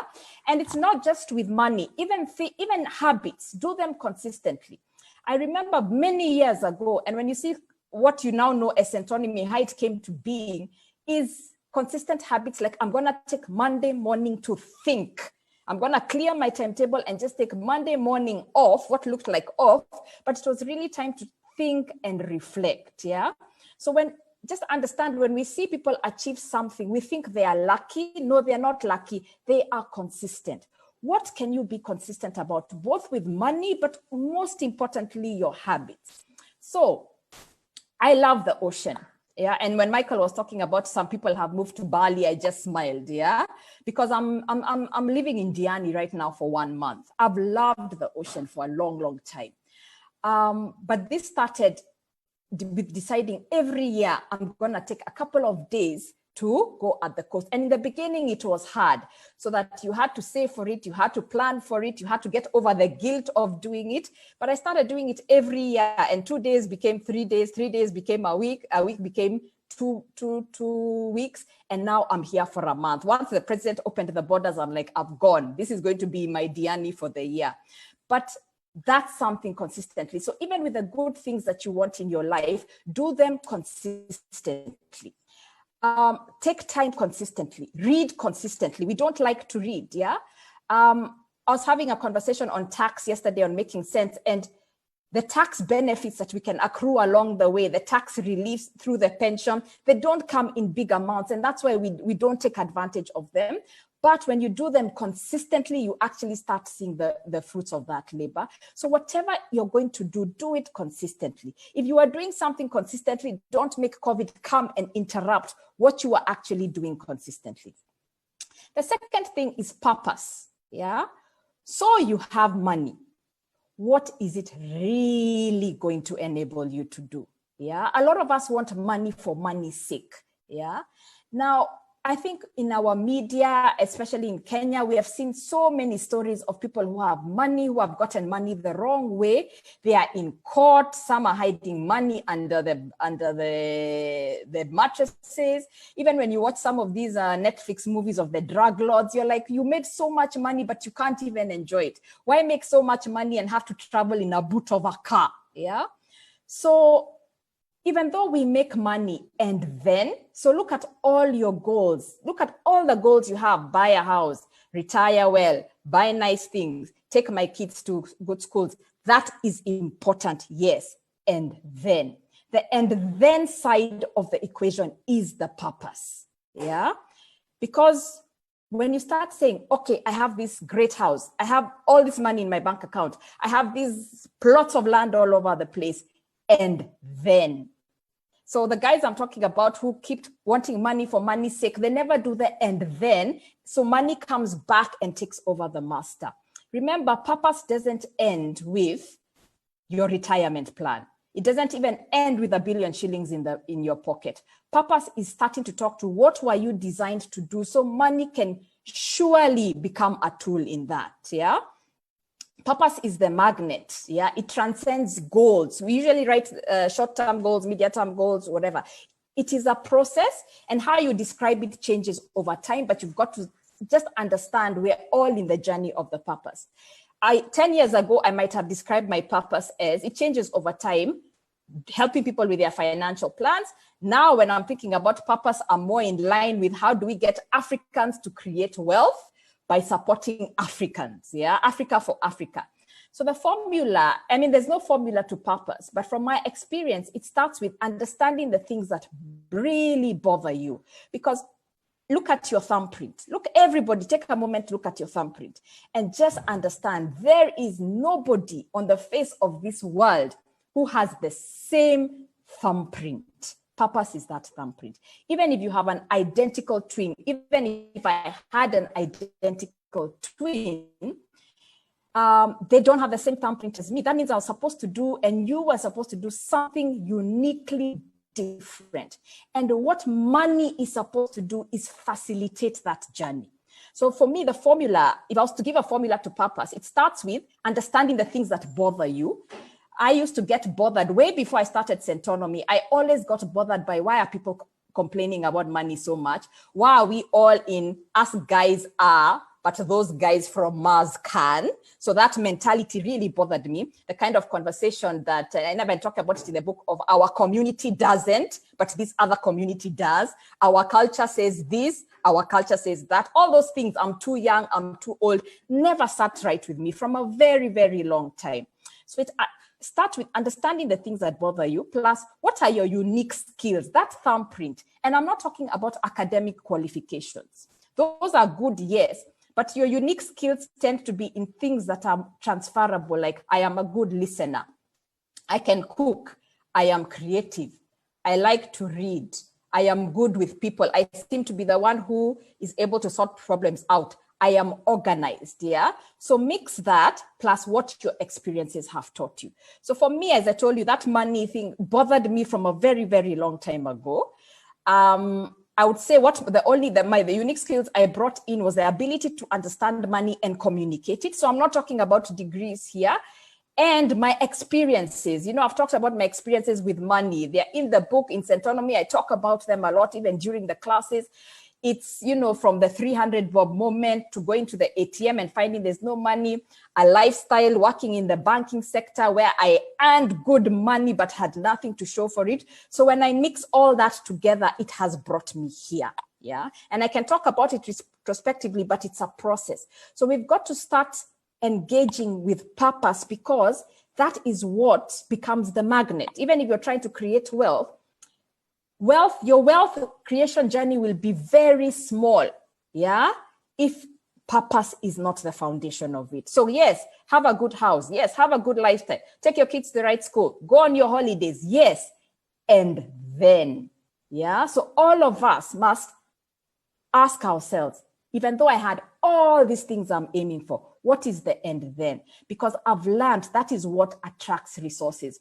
That is what sometimes puts you in, I call it miracle mode, where you go somewhere, have a conversation with somebody, but because it is purpose driven, the doors that are opened are phenomenally beyond what you could have asked or what you could have imagined, because the power that you're stepping into is beyond just what we can actually see. So let's stop just operating with what we see.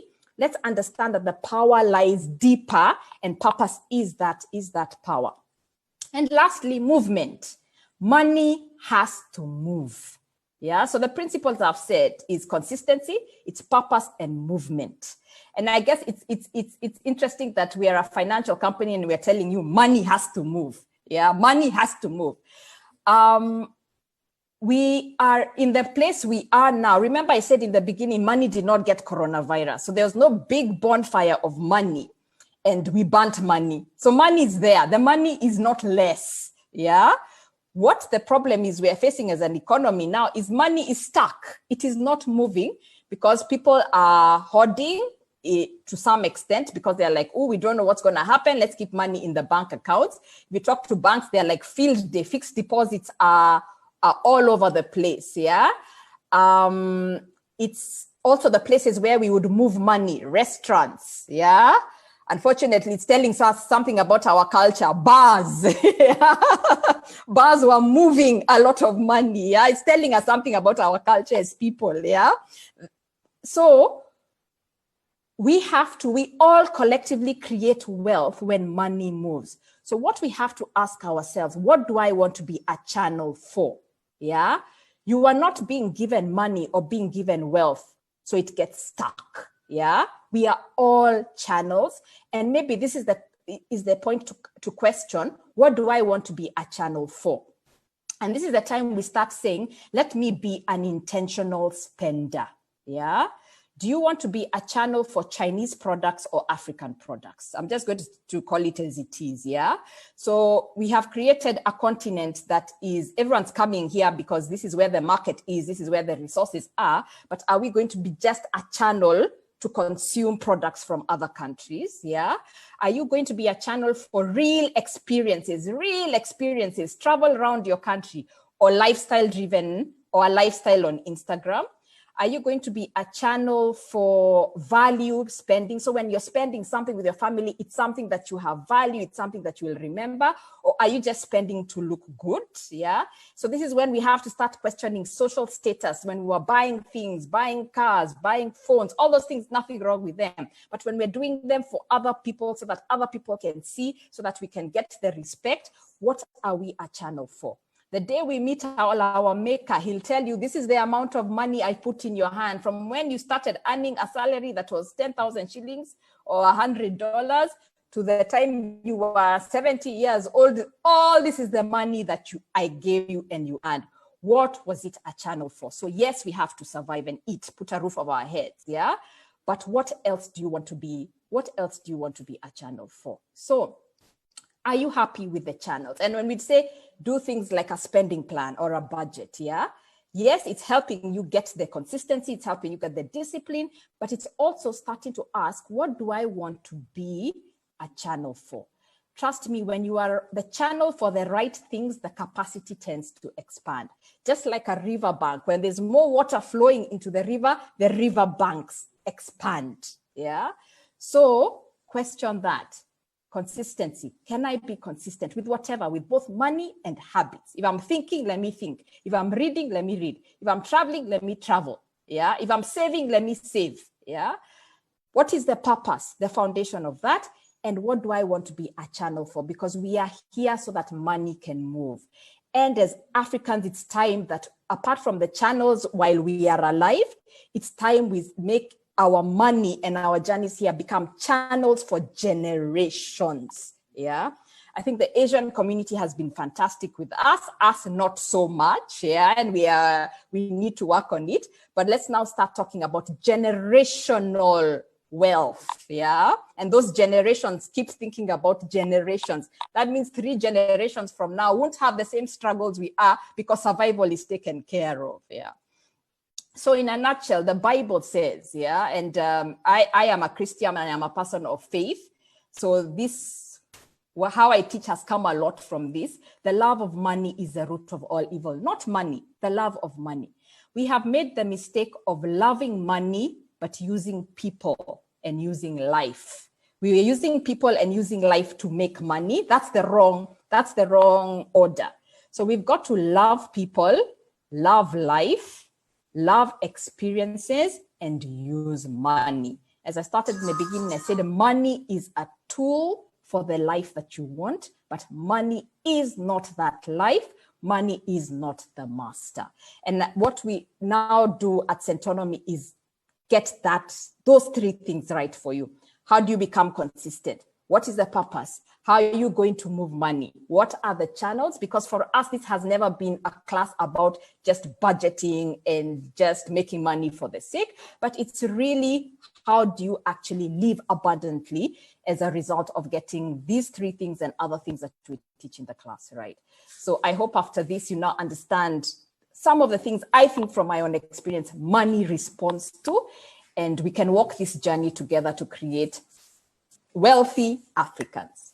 Thank you so much. Thank you so much. Wow, Waceke, as in just amazing. Here's something that from a comment that is coming on Zoom.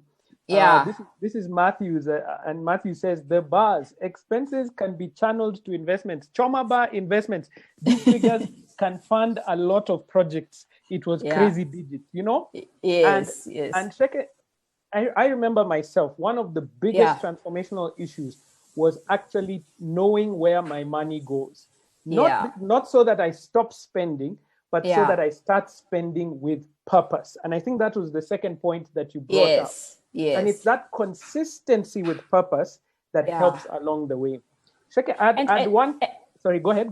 Yeah. And I want to tell people, once you identify the intentional spending, the things that matter, we're not saying go on holiday once in your year, in your lifetime, and never go again. That's why I gave the example of me in the beginning. Waithaka, you know my love of the ocean. That has been a 15-year consistent journey and planning and saying, this is important to me. So every year I must be at the beach. Yeah. So So whatever you choose to do, do it. We want you to have a consistent life. Don't go on holiday once. Do it consistently. Don't just buy one property. You're able to buy a couple. So it's, for me, consistency is just one of those things that is so important. Yeah. Yeah. One thing I found interesting that you said about money needs to move, and this is something we've been talking about as well on some of the conversations we have on our YouTube channel, which I encourage everybody to subscribe to. We've also been saying that there is pressure in the economy, definitely, and you want to, as an individual, you want to make sure that you're doing the right things with your money. Yes, yes. But it is also important in times like this for those who have money to spend it in the right places. So that if like, for instance, in my area, there's a nice restaurant that's just opposite our road, and we know they're struggling at a time like this. So buying some takeout from there once in a while is helping that business stay alive, with other people be employed. So there is a place for spending, isn't it, in Africa? Waceke, I hope you're still there. Yes, absolutely. And even Waithaka, I've been feeling like that. Can you hear me? Okay. So even where I live, there's a small business that sells fruits and vegetables. Yeah. And whilst I was like, yeah, there are cheaper ways of getting fruits and vegetables rather than this vendor who's at our place, because if I go directly to the market, I can get fruits and vegetables. I'm like, imagine they employ people. Yeah. So yes, because she has brought it near my house, it comes at a premium, but I'm going to buy from her. Yeah. I am understanding I'm paying 300 bob more than I would have paid if I went direct to source. Yeah. But you're right. We've now just got to be conscious about our role when you have money beyond just the survival. Yeah, because a lot of people don't have. So first of all, take care of your survival. But when you have beyond that, start saying, what is my role as a channel? That's what I started talking about, us being a channel. What is my role as a channel? Yeah. Wow. So even the way I guess we're talking as Centonomy as money now in this period has changed, because for a while it was don't spend on needs versus wants, but it's now saying what if I have been given 1,000 shillings, what is my role with that 1,000 shillings? Yeah. And who do I help? Yes. That's right. And so keeping that money flowing within the economies, especially within Africa, buying Africa, it makes a huge difference. Yeah, absolutely. There's a question that keeps coming up, Waceke, and I know you have a good response for this. Somebody's asking, is this the right time to be investing? And I know that, for instance, in our classes, we always talk about match your investments to your goals. Yeah. Could you talk a little bit about that? Well, I think first of all, with any investment, and I think it's Centonomy, the investment experts who come teach this quite well. Your investments are going to keep your money safe.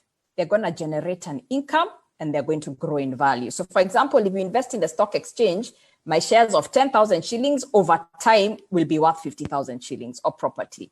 But I could buy a treasury bond that is giving me income that when I'm retired can sustain my lifestyle. And sometimes I just need to keep money safe. So ask yourself, first of all, let's start with the safety. How much money needs to be safe? And safe is for your short-term needs. I need to pay school fees next term, or I need an emergency fund, that can sustain my lifestyle for 3 to 6 months, And let's understand COVID has taught us there's no ultimate security in this world. Your emergency fund can be 6 months, it can be 1 year, 2 years. Don't get stuck with the emergency fund. Once you've answered that question, I think the point is this the right time to invest? This is what history has shown us time and time and time again. Money is made in periods like this. I know, but it has to be money you're ready, you don't need next month. So when we had financial crisis, money was made. When we've had elections and property prices and share prices go down, money was made. Even when we had in Kenya post-election violence, money was made, because that's a lot of time where most people don't want to invest. Now, what we're talking to be here, let's be real about money. The wealth creators always do things when other people are not doing them. So today, the people who are going to be wealthy are the ones who started businesses today. They're the ones who said, let me do my research on the right shares, on the stock exchange and invest. So when we said, should I invest in shares? That's a very general question. It should be, which companies on the stock exchange should I invest in? Because you're investing in a business. Which areas of property should I be investing in? But it is absolutely the right time to start planning to start doing your research and to start putting money in. Yeah. Waceke, I love to give this example even that we do in the class, because sometimes people don't get that the effect of that consistency which you're talking about. Yeah. We give this example of time value of money, the idea of compounding your returns over time. Yeah. And this is an example that you gave a while back about a cup of coffee that cost you about 150 shillings, is $1.50. If you invested it each day in an investment that gave you a return of about 10% for 10 years, but it's that consistency, it's close to 1,000,000 shillings, you know? Yes, it's close absolutely. to $1,000. And people have been wondering, where do I get this investment money? It's actually in your pocket because you're not controlling. And for you and Eda, who've talked about holidays, that cup of coffee is a great holiday, isn't it? Absolutely, if you think about it at the end of the year, because it's nearly $1,000, you know, in 1 year as you begin to build and grow. So these principles, we talk about them, but it's also about how do we actually work them out. So I wanted just to, Sheke, just a last word, and then I tell people how they can get into the class and also where to find your amazing book, which we've heard so much about as well. Okay, I think I'll just end with what I think one thing I've learned over time, and I've always said, wealth is not created in disorder. Yeah. So, and I liked what Michael was saying about the holistic approach. It's not created in disorder. It has to be an orderly way of thinking about money, then orderly habits. That's what we're talking about today. And then your actions are in order. So whatever in your life is not in order, don't ignore it. So many times we tend to ignore the things that are not working, that we don't want to face. We want to ignore that me and my spouse are not talking about money and somehow our problems will go away. We want to ignore that my spending is out of control and it doesn't go away. And then we blame the economy and we blame COVID. So we want to ignore that maybe our jobs, our careers are not what we want it to be, and we ignore that. So whatever, and all of us have some sort of disorder. All of us, myself included, are always dealing with organizing something in our lives. So I just want you to give you courage to just say, go and face those areas. Those areas, this is the time. If not now, when? Those areas that you know, we all know what we should be dealing with. Is it your investments? Is it shares that you don't know where they are? Is it spending? Is it a conversation with your spouse that you know you should be having? Is it a conversation with your wider family? They're like, our assets are all over the place. We don't know, we don't know about it. Is it yourself that I'm not sure what my goals are? I'm not sure what direction my life is facing. So I think Waithaka, for me, this is the time to actually deal with that. And I think what has happened in COVID, a lot of people, because we are working differently, sometimes we're at home, we're spending loads of time with our families. We are understanding those things that we were using, being out, being in the restaurant, being in the bar, being in the office even. We are starting to understand what the things we were escaping from. So now is the time not to escape, especially now. Let us actually face it. And I'm just going to Sonal, I've seen your response, and thank you also for that comment about even in the community that the Asian community that I talked about. Even now, generational wealth is not happening as it should. So let us all pick that up and try and make generation. But Waithaka, for me, it's a season of order. Yeah, in all ways. And order doesn't mean you have a bookshelf organized, just an orderly way of life, And I'm telling you, Sheke, the example that you gave of even now reading books, for me, what shifted my mindset around it is I don't have to read 10 chapters a day. 10 minutes a day consistently, I'm finding myself finishing a book in a month. And that consistency becomes, just 10 minutes. Pick up the book over lunch hour, 10 minutes, and then move on. So I just wanted to tell everyone this point as we come through. Even as you mentioned in the Centonomy 101 program, we have a bonus session on money and relationships because of those kind of things that we talk about. So we're always giving back. For those who've been asking all the questions, the program is broken up into this. The first part is simply managing your money. How does money work? How do investments work? The mathematics behind it. How does debt work? And then how do you plan? Those are the first 4 modules because they help you to get your mindset right. Then we get into the investment classes on treasury bills and bonds, and unit trusts and how they work, property and the stock market. And each one of these classes is taught by an investment expert who has experience in these various fields for many years. So they're not talking theory, it's practical. How do you invest? And the last part, as we said before, is protecting your money, insurance, estate planning, and taxes, so that you're able now to protect the wealth that you're going for. After that, you put together a 5-year financial plan. Someone was asking in the text down there, is it 1,500 or 500? Usually to register for the class, it's 1,500, but as you can see, it's an open day special because you have logged in today, and we're so grateful for your presence here. It's so amazing to have you here on the 8th of August. Those who are registering today on the 8th of August who've shown up in the session, you can register at only 500 shillings, and then you can make the installment payments later on. What do you get for this? You get a certificate for completing the Centonomy 101 program. You also develop a 5-year financial plan using our templates, the ABC budget, which we talked about, a financial balance sheet, a non-financial balance sheet, which really helps you to figure out what are your skills and abilities that you can transfer into finances, an emergency fund plan, an irregular expenses plan, a debt plan. And these are templates that we give you so that you're able to begin to work on it for yourself. And we teach you how to use them. We also have investment planning tools using the time value of money principles. How is it that we got from 150 shillings a day to 1 million shillings over a period of time? The investment also deep dives into the bonds, the protection classes, the implementation classes, and the 5-year financial plan. Remember, throughout this COVID season, we've got a 20% discount on our program so that you're able to attend and actually get into it. And once you've completed, you can see all the people who have been talking about the Centonomy alumni network. You can see the kind of powerful people who are involved. The classes begin on the 1st of September, and you're only required to attend 1 class per week.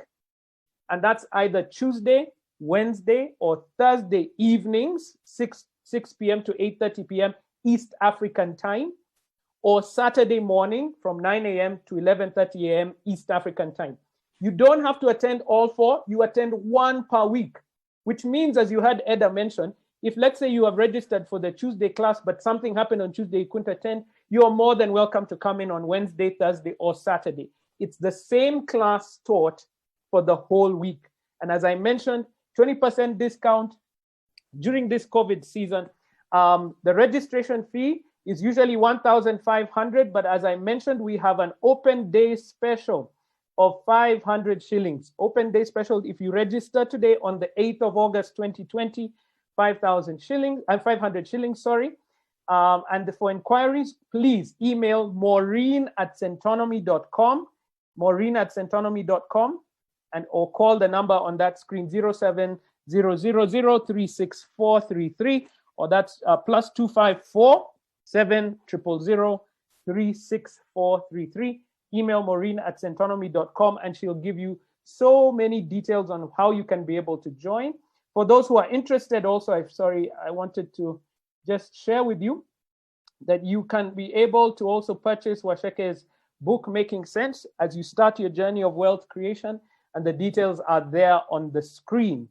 It's available even on Amazon, and if you're in Kenya, we can be able to deliver to you so that you have a hard copy for yourself. But I want you guys to plan to join the Centonomy 101 program, which starts on the 1st of September. I want to say a big thank you to all our speakers from today who've just really made a huge difference for us. Aaron, Irene, Eda, Michael, and Waceke, you've done an amazing job for us, and we're so grateful. So the process begins now. The time is now, and I'm sure you've heard so much about this, and so we want you to be able to join. You can register even on our website, centonomy.com, or email Maureen, and she'll give you some details. Sheke, did you want to say something before I end up? Oh, no, I'm done, Okay. I'm done, Waithaka. Thank you so much. Just thank you so much, everybody, for making the time to be here, and we look forward to having you in the class. Thank you, Michael. Thank you, Irene, and the other speakers. It's been amazing. Yeah. Actually, I was wanting to invite them back on the screen. Thanks, Mike. You're back on. Edda, you can join us as well. Switch on your camera. Irene, I know you're still here. I think Aaron may have left. I think he had mentioned he needed to go for another meeting, but we are so grateful for each one of you. May God bless you. We have a tradition at our Centonomy events. We usually pray at the end. And so if you don't mind, I'm going to say a prayer for us. Lord, we thank you for this moment and the opportunity that we have to grow. Thank you that you're with us, that you protect us, that you guide us even in seasons like this. And so we ask that as people invest in their own selves, in their own lives, that you would help them to achieve their goals and their dreams and their purpose, which you put in their hearts. We thank you for everyone who's joined us today on Zoom, on Facebook, on YouTube. It's been an amazing session, and we thank you. In Jesus' name we pray. God bless you all, and have a great week. See you in class, guys. See you in class. That's where the difference comes. Let me put back those details on screen, and make sure you email Maureen at centonomy.com. If you want more details, go to our website. Please, please, please do so. Just responding to a couple of things that have been coming up. Let me see if I can respond to them as we go. Yes, it's an open day special of 1,500 shillings to register. So in case, 500 shillings to register today on the 8th of August, 2020. Normally it's 1,500, and then you can make the payments in installments over the 3 months. I really appreciate some of these. Kindly email Maureen at centonomy.com, Maureen at centonomy.com. In case you have any requests, especially on payments, I've seen a few people asking, can I pay on this day? Can I do this? Email Maureen at centonomy.com, and she'll be able to assist you so that you can find the right things along the way to help you out. Email Maureen at centonomy.com, and she'll be able to assist you with that. As I said, sorry, I'm going to put that back on the screen. It's so important for us to make those choices along the way. So you can pay via M-Pesa, or for those who are international students, let me put up the bank details. That's the one thing I wanted to share with you. The bank details. There we go. Those who are making payments from outside Kenya, or even if you want to use your bank details in Kenya, those are the details up on the screen.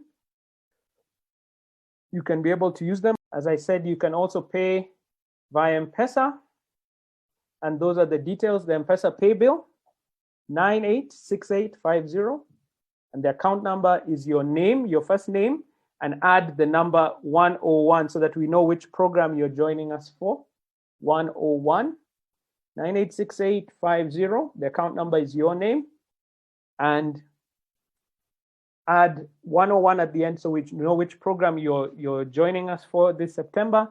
It's 12 weeks to be exact, 1 class per week for 12 weeks, and I'll take you through the classes again. So it's 1 class per week for 12 weeks, Edith. So you come in for 1 2.5 hour class per week for 12 weeks. And these are the modules that we go through.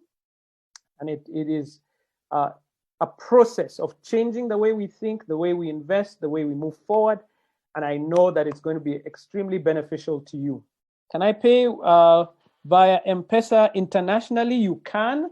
Please email Maureen at centonomy.com, and she'll give you the number details to send to. I know that's one of the ways that you do it internationally. We've given the bank details, but you can also do it via M-Pesa. We'll be able to help you with that. And we'll get those details to you as soon as possible. As you can see, the contact details are there. Maureen at centonomy.com, +254 7000 36 433. Do reach out. All right. I hope we've responded to everybody. Thank you so much. May God bless you all.